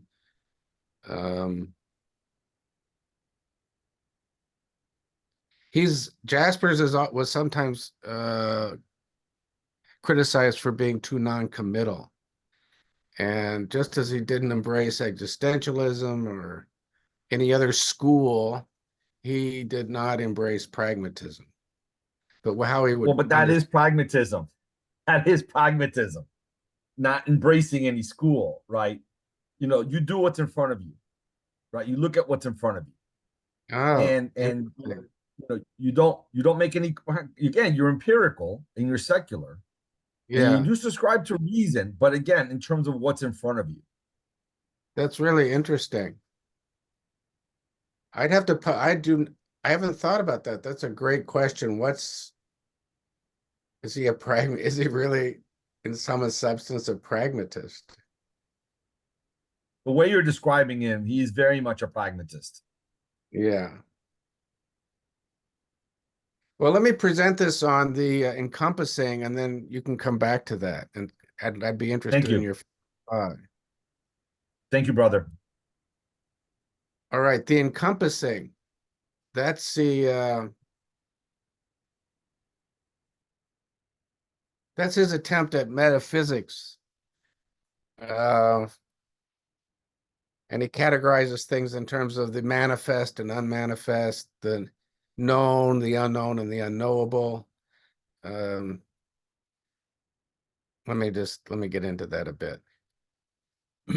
Since we've had some points that really touch on this, I'd like to get through it, and then we can have further discussion. The encompassing, I'd give you the German word das Umgreifende. It means the surrounding, and that's not, I don't think that's the best word, but that's the metaphor he came up with. I would call it the way he describes it as the all-pervasive, but he called it the encompassing. Commentators explain the encompassing as follows. And this is the encompassing as described by Jaspers. Philosophers and others often speak in terms of the outside, the objects, events, or conditions. And then philosophers and others speak in terms of experiencing the outside. And that's some form of human subjectivity.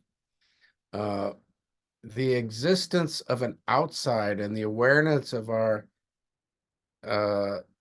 subjectivity presupposes that there are categories or reality which embraces both objectivity and subjectivity. So if you will, there's the experienced and the experiencer. If we establish categories like that, there must be some underlying reality, some that brings them into relation with each other. And he calls that category or reality the encompassing. It's the reality that embraces the experienced and the experiencer.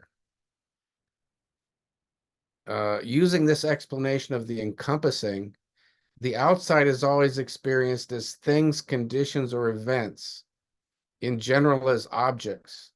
But experiencing cannot be experienced in the same way as objects, because experience is not an object outside of our experiencing. And this is the point that was touched on by someone who asked about the psychological underpinnings of philosophy. Experiencing can be experienced only as an object of study, memory, or other mental event other than the experiencing itself.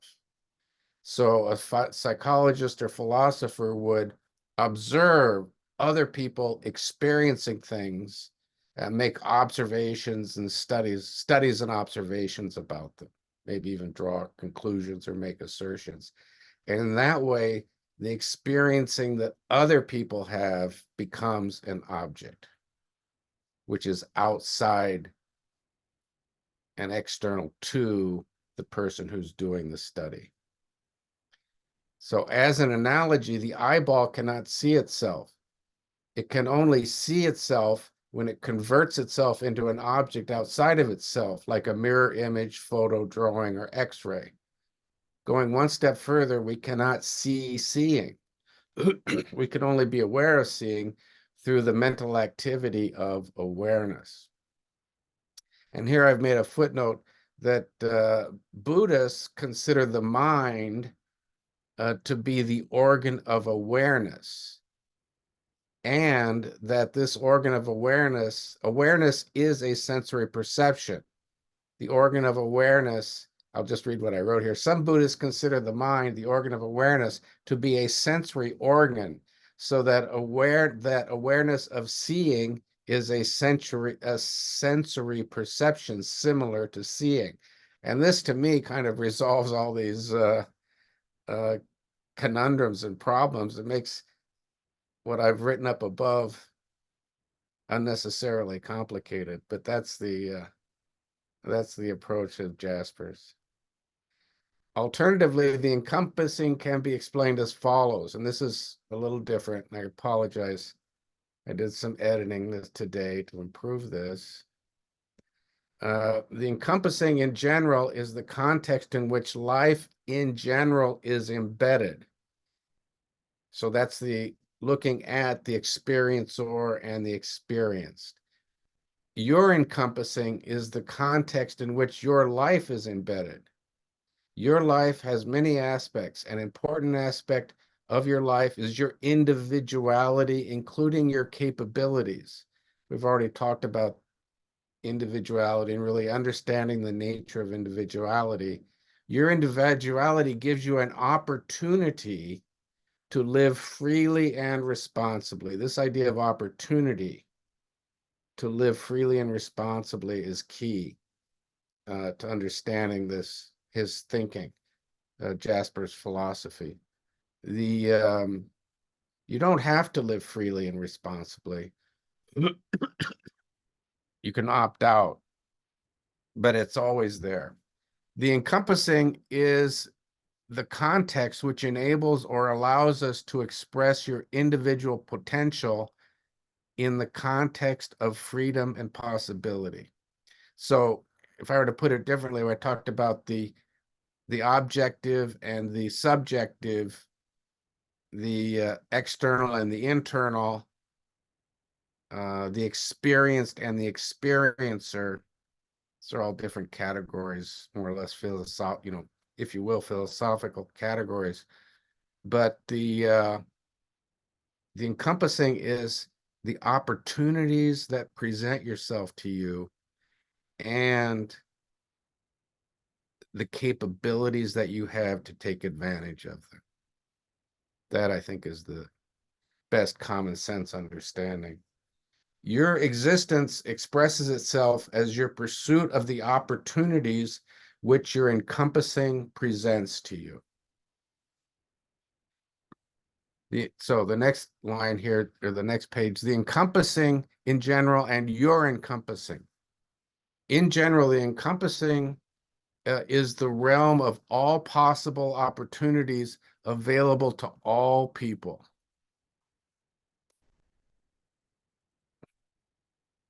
The opportunities generally available in the encompassing are not limited by people's knowledge, capabilities, or choice.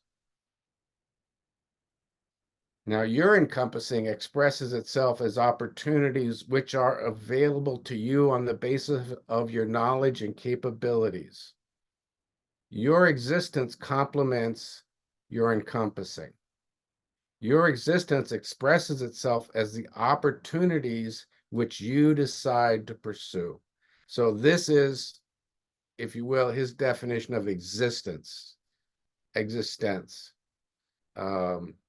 not just the desires and will that you have, but how you express yourself in the circumstance.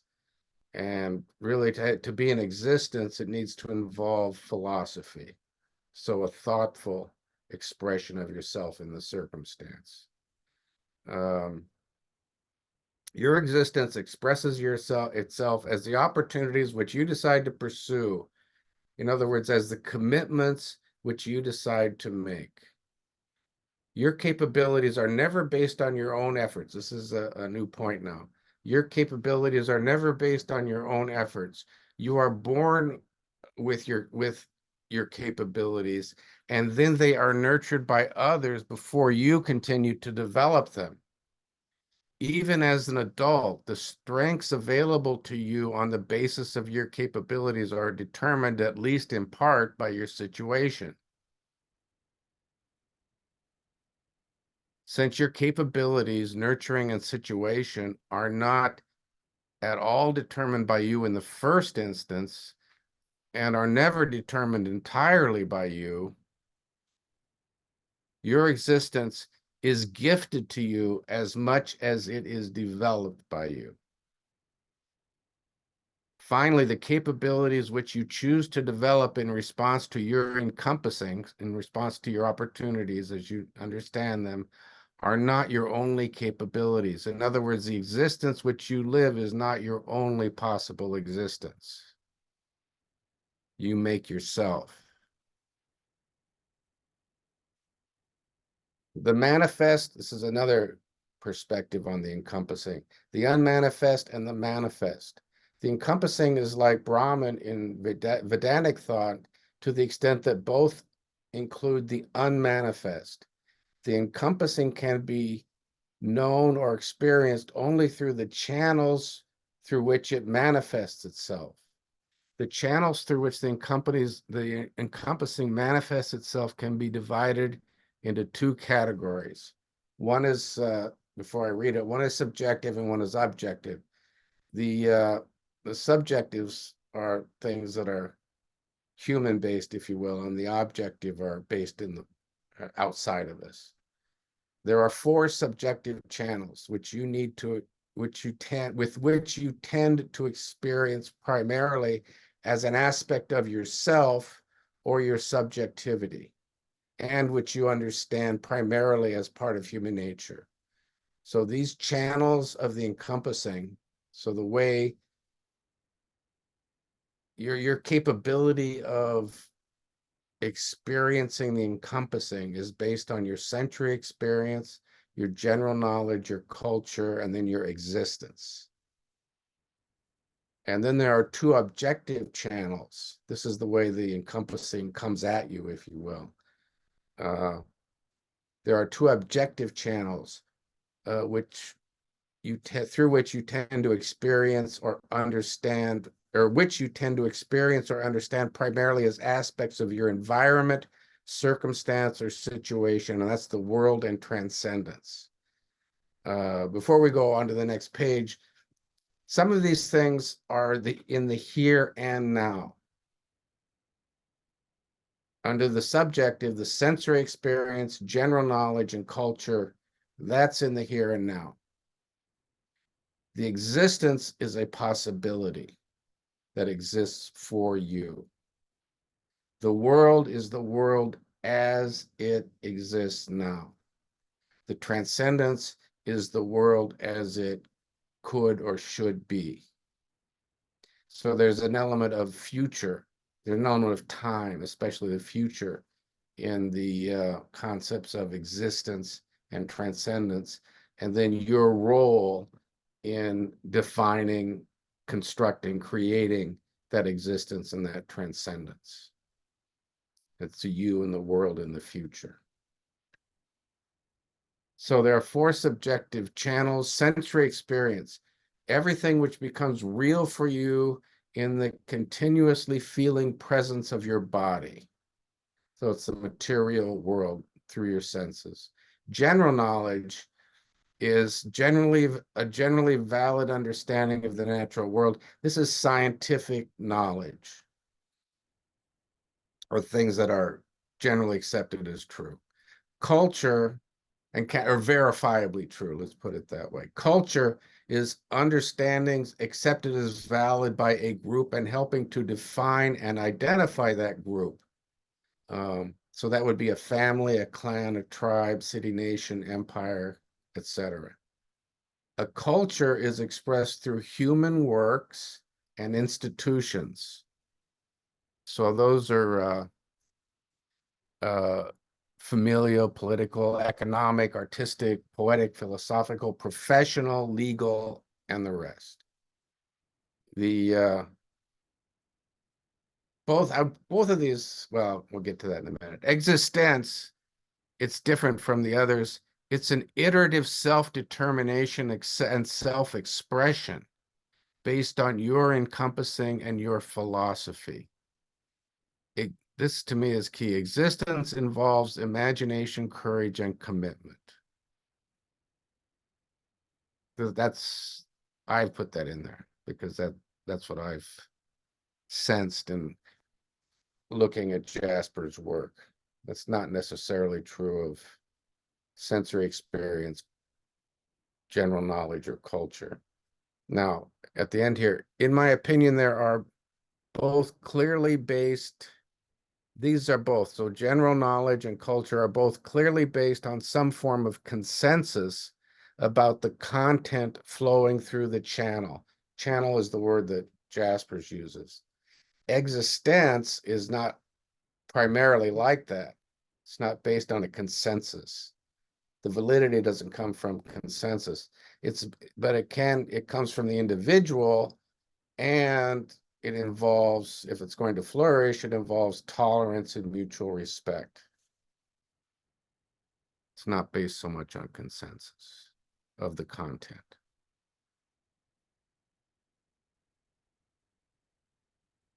All right, there are 2 objective channels for the encompassing. The world, that's the things, conditions, and events outside of yourself, which are the material basis for your sensory perceptions, for your general knowledge, and for your culture as you receive it. Not for your culture as you might change it. Imagination is not necessary to perceive the world. Transcendence is both the world as it is, as you perceive it, but also the world as it could or should be. Imagination is necessary to perceive transcendence. And I apologize if I have some misspellings. The encompassing complements existence. Viewed in this way, the encompassing is like the negative image of a photo of existence. The analogy, though, is insufficient because a negative image in photography is fixed, while for Jaspers, both the encompassing and existence are amorphous and always changing. The encompassing expresses itself as the opportunities which complement our capabilities, with the capabilities finding its fullest expression in existence. And existence is living a life philosophically. If we take existence as the starting point for Jasper's philosophy, then Jasper's concept of the encompassing can be viewed as an articulation of an ontology or metaphysics implicit in Jasper's concept of existence. Now, here's a breakdown of those channels and the way that they can manifest themselves culturally in different types of philosophies. All right, so the channels are listed in the left column. The channels are the senses, that's called Dasein, and that's the German word. General knowledge, the German word is uninteresting. Culture is Geist. Existence, Existenz, transcendence is the same word, and world is Welt. So the first four are subjective, the subjective channels. The last two are the objective. So these, if you will, they come from you, or they open up out of you, the first four, and they come at you from the last two. So here are suggestive distinctions. The senses, these are different professions, if you will. The senses and Dasein, that medicine and perception, psychology. The general knowledge would be the natural sciences, focus on things. This culture is Geist or spirit. That's these cultural conventions.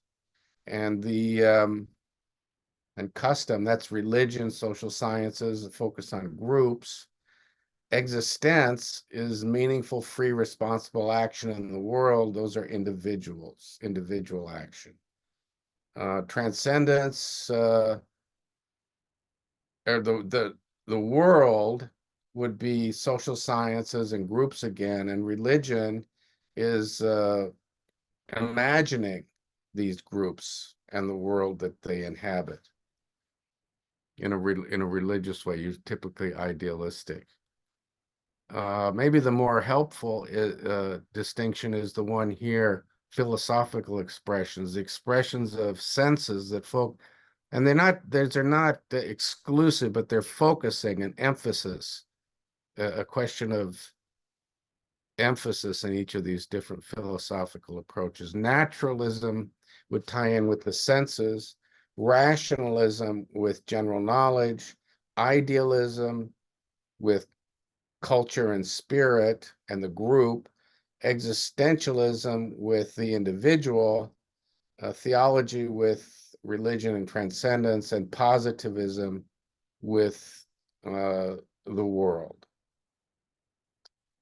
And then the excesses in each of these areas could be, for the senses would be hedonism, for the general knowledge is cynicism, for the spiritual is fanaticism and totalitarianism, for existence is anarchy, and that is a point that Jasper's made, what to me rather surprisingly.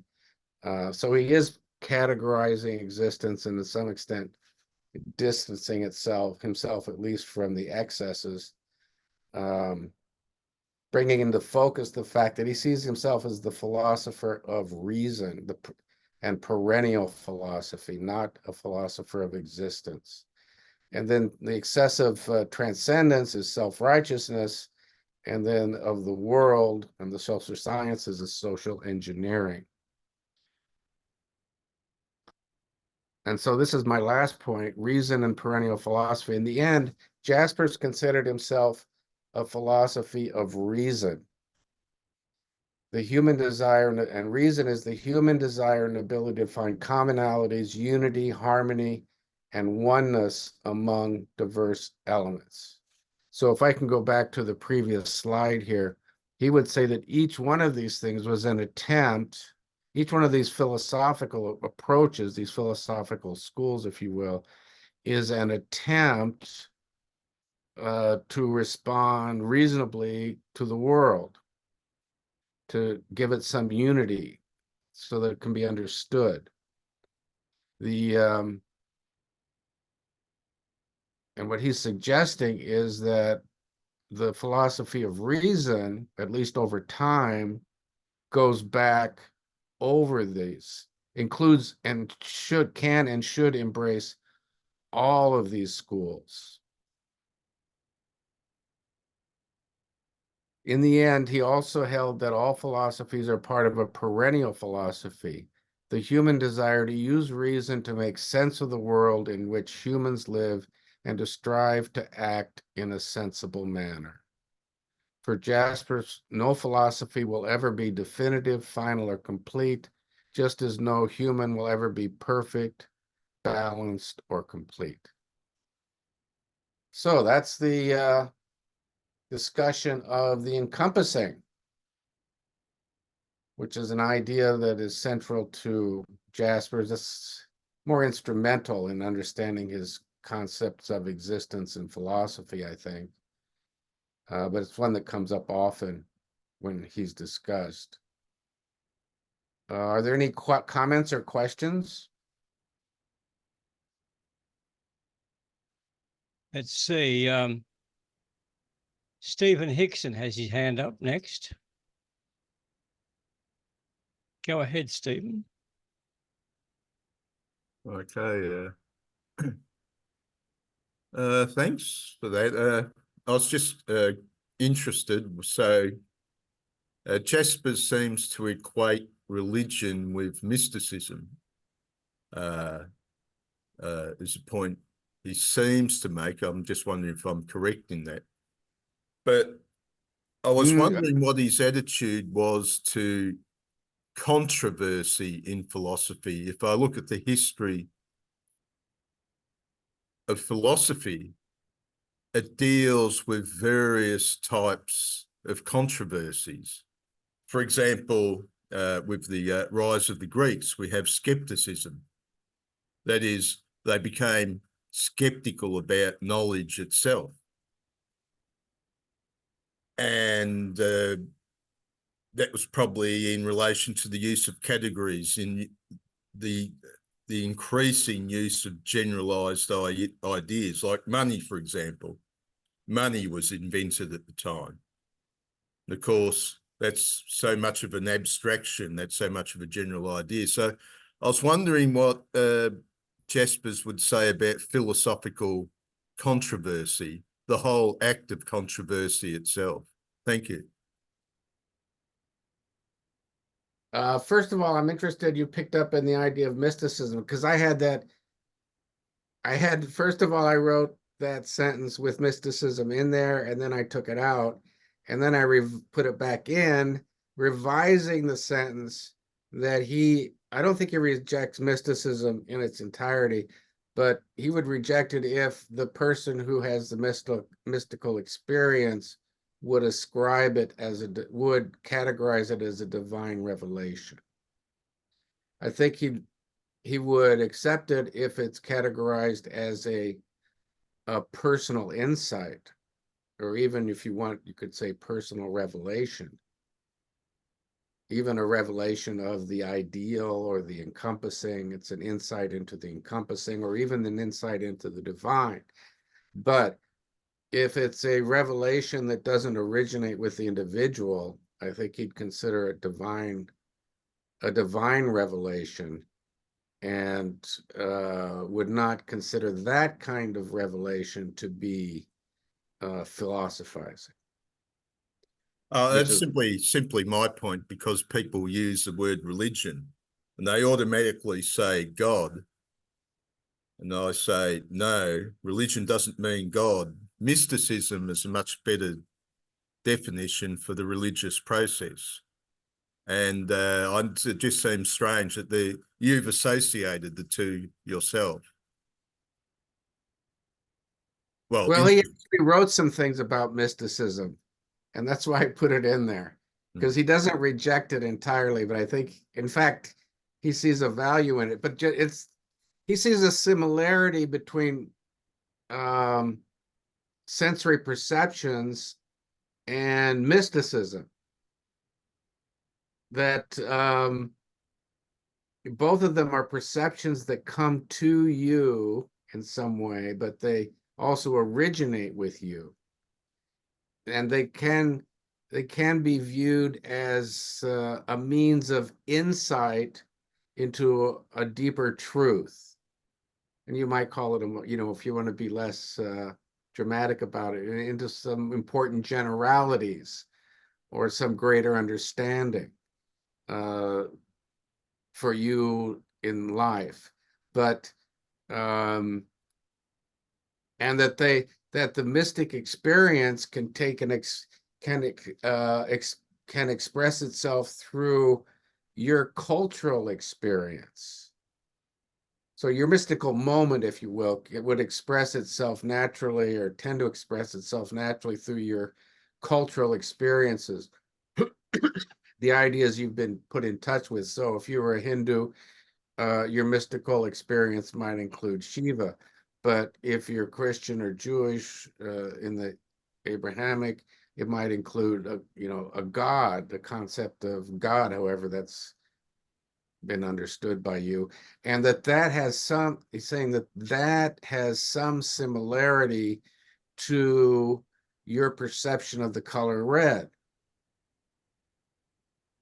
or your perception of other people's behaviors, and that that kind of mystical experience, or a mystical experience understood in that way, can be useful in philosophizing. It can give you insights, just as your insights through your other sensory perceptions can be philosophical. Now, I think you'll be very much in favor of all kinds of philosophical dispute and controversy. Yes, I think in fact, he welcomes that, and would engage in it. Now, having said that, the one thing that strikes me about him is he's very much an ivory tower individual. His communication consisted typically of writing, these soirees that someone referenced, and writing articles, and then somebody writing an article back to him, or writing a review on somebody else's book. Very withdrawn, reserved, contemplative. After World War II, he was drawn out into more of a role of a public intellectual in the restructuring of the universities and the recognition of what they called at the time, I think what they still call German guilt, the guilt of the German people for the events, the Holocaust and other atrocities under the Nazis. He grew tired of those controversies very quickly and withdrew to a professorship in Basel, and dedicated himself to this more contemplative kind of dispute. So he's not, I don't think he's out to he's not seeking out dispute. He's more seeking out understanding. And if the dispute leads to his better improving his understanding, I was only meaning that at the basis of philosophy seems to be a various series of controversies, like skepticism is controversial because it says, well, do I really know what I know? Is my faculty of thought that wonderful? So that's a controversy, isn't it? You go, what's going on here? Yeah, he embraces all of that. Thank you. I think we better move on. Neville, your turn. Thank you very much, Brian. I from the depths of my heart, I thank you for your work and presentation, because I have been over many years a reader of Jasper, and I've used Jasper in relation to cognition histories and educationalist theories and histories. I couldn't get to the depths that you have, because obviously I'm sort of framing my work in multidisciplinary education. So I really appreciate, because you've sort of revealed to me, reminded me, but also explained to me in detail why Jasper is so important to my own work. Now, I do have a question or a challenge, and that is the challenge to George Gonzalez's conclusion about the link between Jasper and American pragmatism or American pragmatist educational theories. I have extensively researched educationalist theories of the early 20th century, the mid 20th century, and the late 20th century, and how its legacy has flowed into the 21st century. Jasper is obviously not really speaking in the same way in educational theories as people like John Dewey is. There is no tension, there is no conflict, but the schools are different. And in fact, Jasper, always had this position of not creating a school. He's about Lieben philosophy. Lieben philosophy is probably the most clearest anti-school statement that you can have, that education is for life, it is for living. And this is the problem with a lot of our institutions. Why I'm angry? Because our institutional thinkers don't understand this history, even though it is so extensive and the literature is so extensive. They don't listen to educators. Lieben philosophy is not about schooling. And this is what Ivan Illich argued. Ivan Illich understood Jasper, but so many idiots, so many fucking idiots in our education system do not understand these theories. I am angry, but I am rightly angry.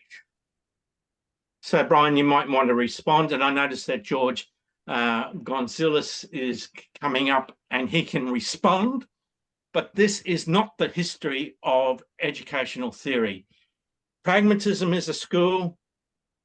And Ivan Illich challenged the whole notion of that, arguing that when we start to think in schooling, we had this bloody bubble thinking. So thank you very much, Brian. Well, thank you for your comments. Yes, I'd be glad to talk about that. I realized as I was writing this presentation, I really gave short shrift to childhood and adolescent. So the developmental age. I said very briefly, we're given our capacities. They're nurtured by others before we ever take on the development on our own. And boy, there's so much more could be said about that. Thank you very much for your comment. Let's see where this goes. George, go ahead.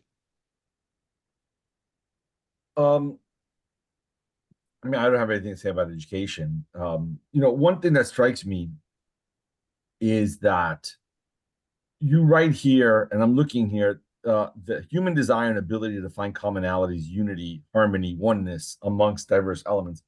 And, a lot of what you say about the all-encompassing is very consonant with Heideggerian thinking. And yes, pragmatist thought. There's a lot of overlap there. However, this aspect Heidegger would reject, right? If we take Heidegger's Nazism seriously, right, he would reject the idea of finding commonality, unity, harmony, oneness amongst diverse enemies. He would seemingly reject that, right? Instead, seemingly he would argue for the purity of the German Dasein. And so, that's what I would say. I'd say it is Heidegger without the Nazism. In this way, it does lean towards the Enlightenment. And I can understand the theory of education following from this, which is you seek out this different cultures, different ideas to enrich your experience. But there is a sense of the broader world to learn and to incorporate and to absorb. Whereas again, Heidegger, again, taking his Nazism seriously, right, would seemingly reject that, or at least on his face, say that's not necessarily a good idea. You don't want to corrupt your Dasein, etc., and so forth. Or it rejects, pure Nazism, of course, would say that other cultures have to accept and the German Dasein. That's really what would have to happen, right? You don't absorb inferior Daseins, presumably, right? But I'm interested in your thoughts on this. Yeah, to give you my thoughts on this, I'd like to go back to the earlier slide. I hope that's still up. And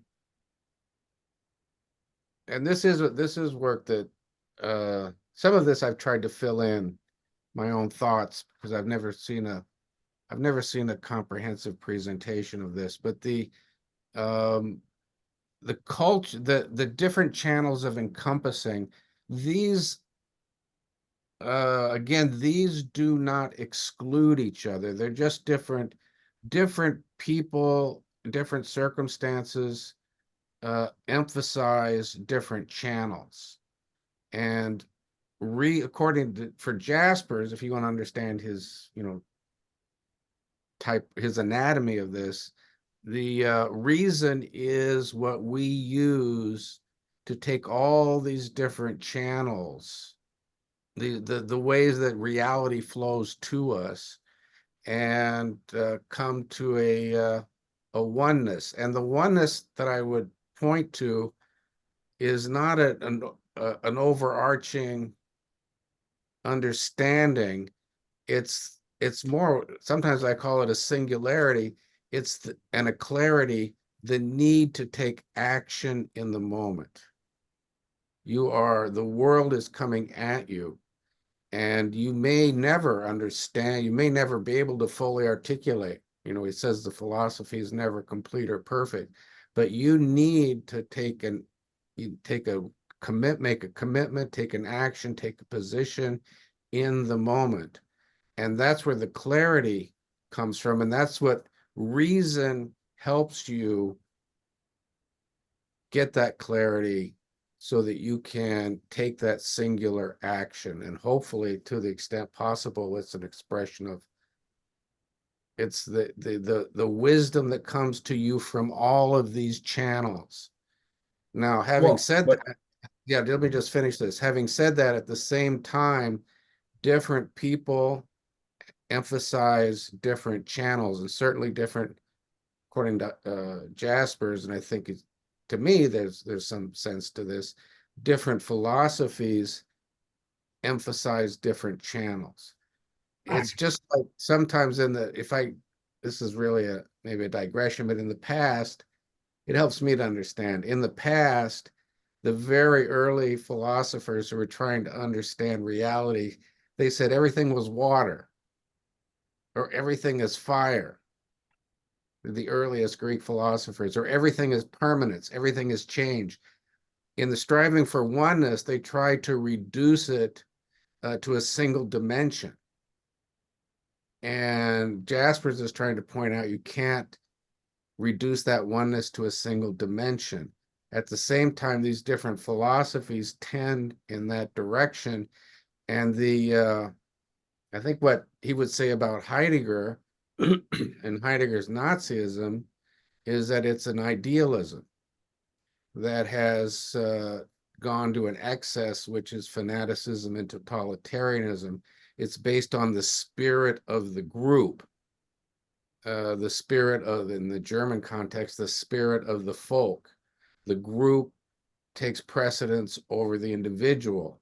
It's obedience over reasoning, over, I guess, individual decision and creativity. And that he would contrast with the existentialist, which is more of an individual action, maybe even more of an artistic, but more of a democratic approach. And so but But the Democrats are also striving for a oneness that I guess includes more mutual respect for diversity, more room for the individual. But it's the mutual, you create the oneness in the democratic diverse context through mutual respect, through allowing for creativity, rather than through obedience to a single authority. They're both striving Well, for I think oneness ways. Or they both well, I'd say a understand. couple of things. Let me just respond. Just say that first and foremost, your first explanation of oneness is very pragmatic, right? As the world comes at you, you act through reason, intuitiveness. You can never know the whole. You can only know what's in front of you. And that's, again, a very pragmatic philosophical approach. Now, if you go down, can you go down to the slide that went down? The last slide, please. Now, there's two things I'd say. Firstly, I think for Heidegger, I think I would humbly submit you're misinterpreting what he's saying. I mean, he's not necessarily arguing for fascism, although I think his personal politics may very well tend in that direction. What he's saying is that the German folk is the ideal folk, right? If we're going to put this philosophically, so that's his politics, that the German Dasein is superior and hence should be dominant, right? Should lead in the reorganization of Europe, a la World War II, etc., and so forth. So I don't think he's necessarily arguing for a statism philosophically, but again, he's saying the German folk is the ideal folk, except or the superior folk. Now, let me just say this: in your first note here, in your first point, when you say that the human desire and ability to find commonalities, unity, harmony, right, amongst diverse elements. I mean, those are political statements, right? The idea to find commonalities, to create unity, harmony, oneness amongst diverse elements. So it's not the German folk, quite the contrary. It's Germans reaching out to French, reaching out to Poles, right? Finding commonalities, unity, harmony amongst really like the United States. I mean, I would say it's the ideal realm, the idea of harmony and unity through difference, right? That's what America is, a kind of global society. So, I mean, and I'm just reading what you're writing here. I mean, I obviously don't, I'm not arguing a perspective on Jasper specifically. I'm simply saying what you were putting here is a more political statement in terms of a sense of what societal goals should be and what people should orient themselves towards. Again, commonality, union, harmony, oneness amongst diverse elements. Okay, all right, just on the political sphere, it isn't exclusively what I had in mind here, but purely on the political sphere, I think that Heidegger, as you've outlined him, and Jaspers, as you've outlined him, both would find that they're, if you will, they're arguing or they're taking positions in favor of commonality, unity, harmony, and oneness. And well, can I just say this? But Heidegger amongst the German folk, what you're writing here is a more universal conception, right? Not the German folk, but just folk in general, right? French, German, those diversities coming together, finding harmony. You see the difference? At least the way you're portraying it. You're portraying Jaspers. The German folk concept could include the enslavement of all other peoples, and that would be a type of harmony. Well, I mean, that is contrary to, well, not really, that's not harmony, of course. And that's not, I think that's the contrary people to who are pushing for it would consider that harmony. But is that Jasper? Is that No. Jasper? Okay, No. that's my point. It's not Jasper.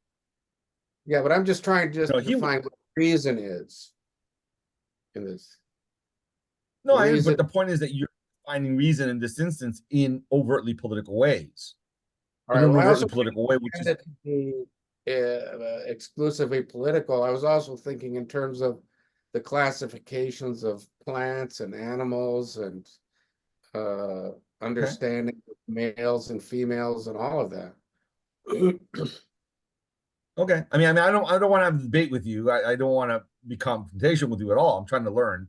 And I'm just No, saying I'm that just- what you're describing there seems to me as a broad universal politics. I mean, I laud it for whatever it's worth, but that's what I see there. So again, I could be wrong. I'm trying to draw from your Well, interpretation. No, I appreciate it. Yeah, you're not wrong. That definitely is there. I did have other things in mind, and I can clarify that in the future. That because this is a very short presentation. There's a lot condensed in here. It would be worthy of clarification, and I think everything you've said is right on. I could be clearer in stating that this after the comma, I'm trying to define what Jaspers understood as reason. And different people would apply reason differently. An idealist would apply it in a way that's different from an existentialist. Thank you. James, go ahead. All right, thank you. Yeah, I didn't enjoy your comments very much, George. It seems to me like you read a lot of words into Heidegger's mouth. It's true, he wrote a great speech on Nazism, but that was like this kind of like he was pushed forward by his collaborators in the university to become to try to get funding, to make sure that the funding was available from the new government. That was like really early in the Nazi government. So that was always his explanation. He never taught a class on Nazism. He never made comments about German folk being better or anything like that. There was a French philosopher, I think, said something about the German language being unique in its philosophical connotations or something like that. And Heidegger mentioned that this French philosopher had said something that this was possibly true, that there was possibly something in the German language that facilitated philosophical thinking, because it's a very complicated, complex language, like allows a lot of grammatical tricks and so forth. That's why these philosophies by people like Jaspers and Heidegger are so interesting, I think, and why they're seminal. Why the French philosophers took after the Germans, including especially people like well, I forget his name now. Merleau-Ponty. Merleau-Ponty. Yeah, Merleau-Ponty, Sartre. People were interested and influenced by Jaspers and Heidegger and the other German philosophers, and there were a lot of them. There was like a ton of German philosophy in the late 19th century and early 20th century. So I just don't think it does any good to sort of like read the perfect German thinking into Heidegger's thoughts about German poetry, for example. He was really interested in German poets, but the same is true for people in literature in the United States, or people in literature, people interested in literature in England. They only care about the English writers. They only care about the target culture that they've selected for their work. So that was when Heidegger started writing about poetry. That's why he chose great German poets to write about, because that was the language that he understood well.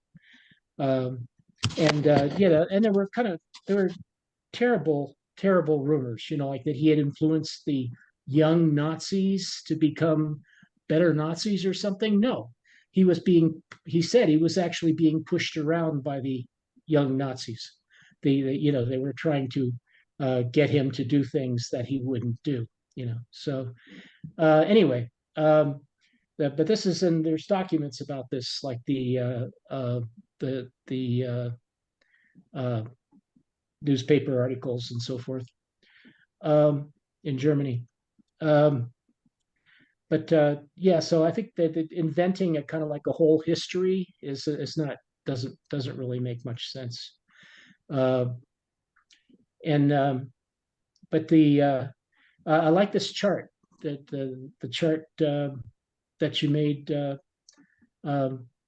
That, yeah, because I think it could be like in high school classrooms. I mean, like what is a good what are channels of encompassing philosophy, and what are the distinctions in society, and what are their philosophical expression, and what are examples of excess. I've had these conversations with people, like we're like if I was on an airplane, right? And a guy would talk to me about his family and his issues and things like that, and I would tell him about Heidegger, and which is related to this, which is related to this chart very well, which relates very well to this chart. Although these are the concepts that were put forward by this is specific to Karl Jaspers, and they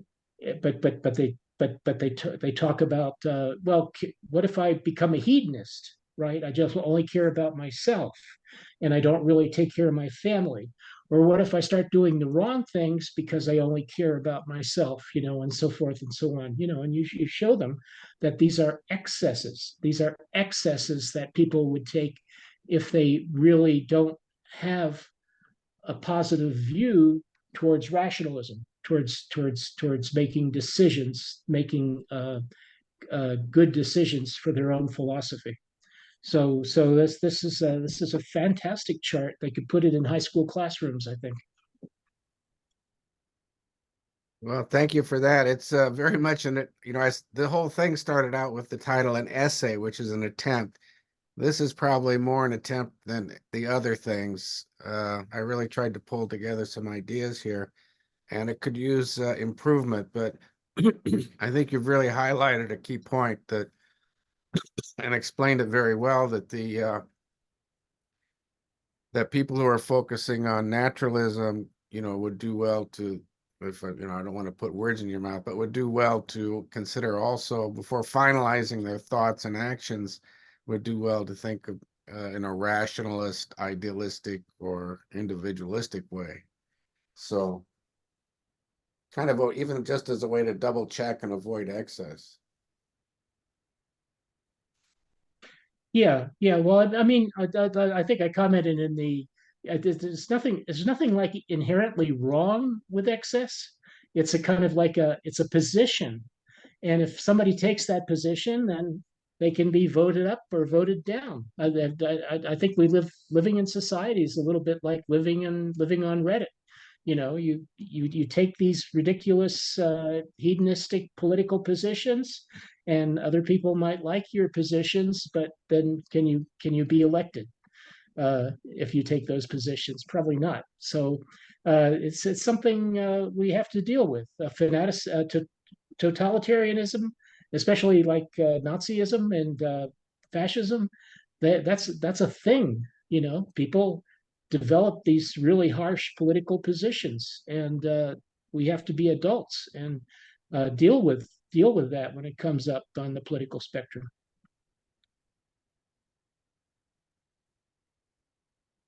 Yeah, I've also put in there theology and fanatic, that the same sort of excess, can happen in religions too, as well as in politics.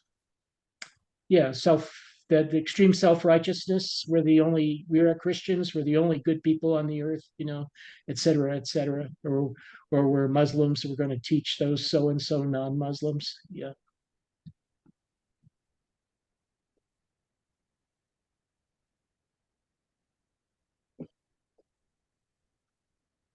Liz, can you go? Yeah, I really like James' comments. I was looking at the rest of the chart. Are there any other questions or comments?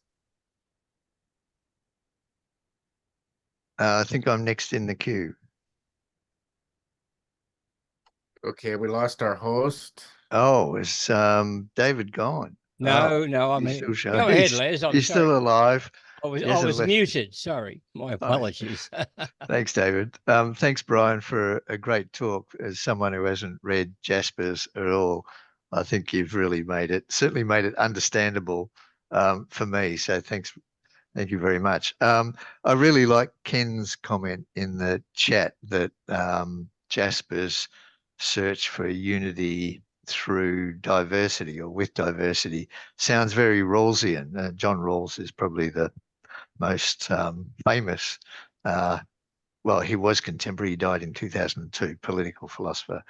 Now, the question I have for you, Brian, is about the term perennial philosophy. I thought that was trademarked. There's a group here in Melbourne, Australia, and they run a perennial philosophy course. They've got a perennial philosophy organisation, and they're mystical. And I thought the term was coined by maybe Meister Eckhart or some other mystic. So I'm not worried, I'm wondering how Jaspers came across and started using the term, which to me, with his view about religious experience not being being everything, which is contrary to this other perennial philosophy group I'm talking about. So do you know much about the origin of the term and its use by other groups and what the story is there? I did, my first encounter with perennial philosophy was in my readings of Jaspers.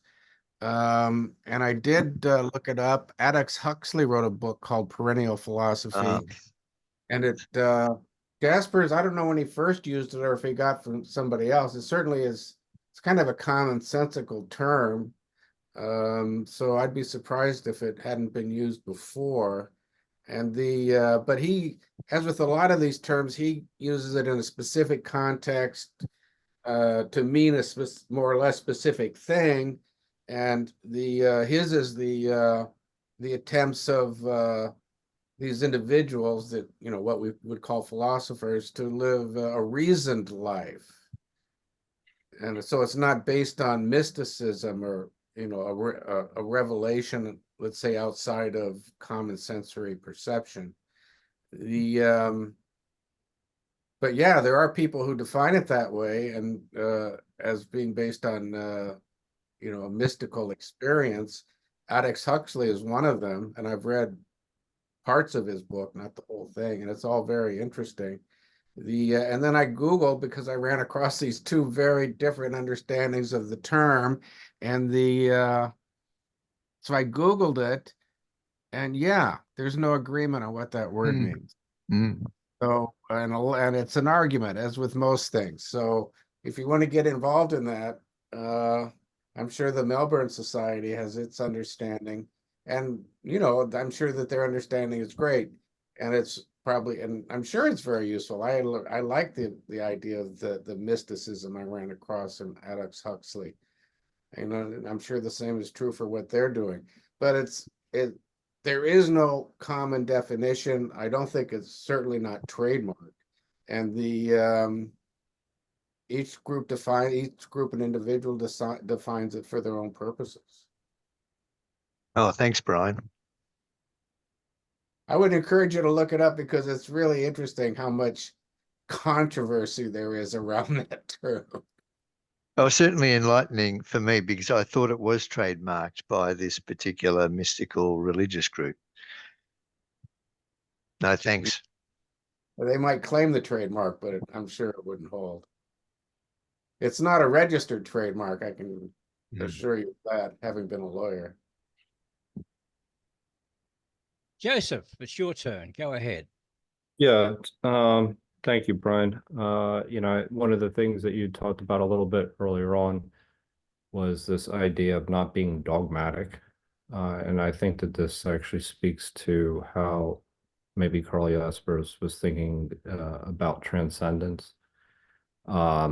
One, if you're not dogmatic, you're actually embracing the unknown. So, and in that process, there is the ability for people to do kind of this deep introspection, to kind of reason and think about things beyond their physical experience, their own the limits of their experience, of the situations that they're in. And again, this is something that allows them to then transcend their situation and actually embrace other, whether, groups or differing perspectives, and thus they can challenge conventional wisdom. And so that this ability then is closely linked to creating meaning, in the sense that once you have various perspectives, that you're developing not only a profound a deeper understanding about the world around you, but yourself in general. So in that sense, it becomes something that allows you to kind of transcend your everyday experience. So I think that when you were going over your last slide, I forget which one that was just a moment ago. Now it kind of speaks to, how it's the idea of unity and harmony and oneness. That, well, then, how do you go about that? And there is this against, I guess, the deep introspective work, that as opposed to where it's not religious, where you're embracing uncertainty, as opposed to dealing with absolute certainty and dogma. And that process actually is something that does bring a sense of harmony about, because you're continually looking to discover new things about the world and the people around you. And despite your your cultural barriers or your physical barriers. So there's almost the oneness element of it. There's this almost cosmopolitan approach to philosophy, in the sense that you're seeing yourself as something that's part of an interconnected system. But I think that that's pretty, one of the main points that, you covered, is the idea of how to get beyond dogmatic beliefs, and then how do you kind of see both yourself as the individual, and that's the deep internal work, and how you connect to the greater whole. And that is something that is liberating, and you can actually find meaning in that. Anyway. Yes, I think you've described very nicely his attitude towards philosophy and life, which he obviously considers in tandem. In that he sees the oneness includes the unknown and the Right. uncertain and the unknowable, even the unknowable. And beyond that, if there's going to be any growth, either for the world or for yourself, it's going to come out of the unknown. and so he sees the unknown as a nurturing, a field for of nurturing opportunity and support, and very optimistic and forward looking in that way. Instead of trying to achieve the oneness through closing out the unknown and the uncertain, and being, not being open to the new and the changing. So, and then of course that some people would strive for oneness by precluding that kind of growth, but he's very much open to it. And so those people who are precluding they're not open. They're trying to achieve the oneness by closing, building barriers. They perceive the unknown and the unknowable, the uncertain, as threatening, dark and cold, instead of welcoming and warm. And they see the unknown as a source of the risk of destruction, instead of the source of nurturing. Yeah, I think that's a good way of saying it, in the sense that it's like a closed loop where, that the solution is the same for every problem. And that becomes problematic, obviously, because that's just not how the world works. So embracing uncertainty and kind of embracing the unknown, thus, that's that not only it creates a deeper understanding of the self, of yourself, as opposed to you conforming to something. And that's a very big distinction, because then an individual is looking at them, what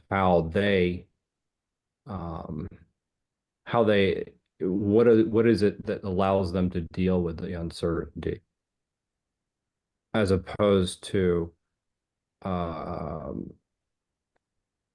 conforming to a set of rules that bring certainty.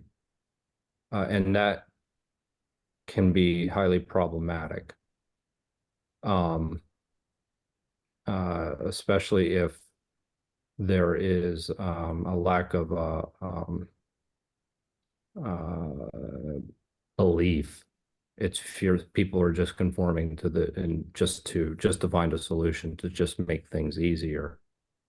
Then that's obviously not going to work over a longer period of time, especially if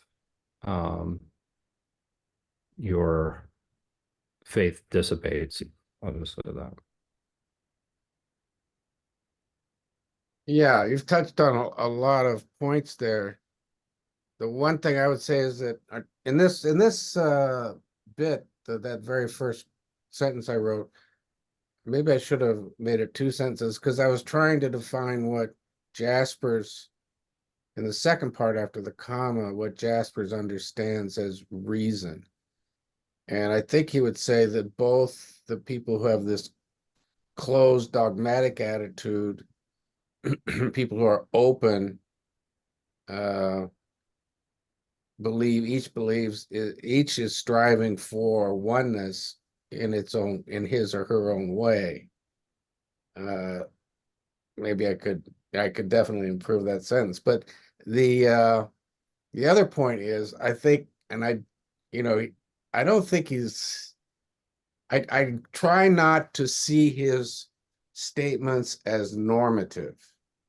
Mostly they're more descriptive.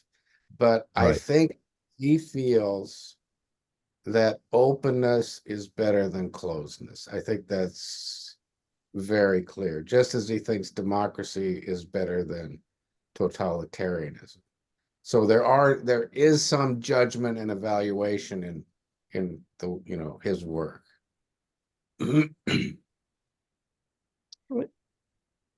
Yeah, and this idea that an individual holds the truth kind of gets lost in that process. So that there is one way of looking at things, and that's it. And that goes back to the closed loop. And I think that that's an important, that it can be, something can be both true and false. And that's kind of dealing with uncertainty as well.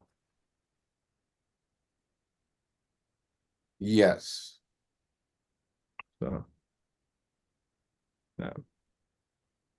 I'm glad actually that we've spent a good amount of time discussing this last slide, because that, I think there's really a lot of, the bottom line for him is in some of these points. And I could have spelled it out better and in more length, and I'm glad that we've had a chance to discuss it. Are there any other questions, comments? I think your last point. No one has their hand up. All right, then I really appreciate everybody's input, and I always like hearing comments from others. I hope that you all have, some of you have expressed it, and I thank you for that, have benefited or to some extent from this presentation. I know that I really benefited from putting it together. I'm still learning and coming to terms with Jasper, and I've been encouraged by this, the presentations that David allowed me to make, to go ahead and undertake this translation with this professor, and who really has experienced over decades of time translating out of Russian and German into English. So I thank you all for that encouragement. Brian, would you care to stop share? Okay. Stop share. Okay. Yeah. Well, I'd like to thank you, Brian Nelson, for your presentation today. It was great. You're welcome. I enjoyed doing it.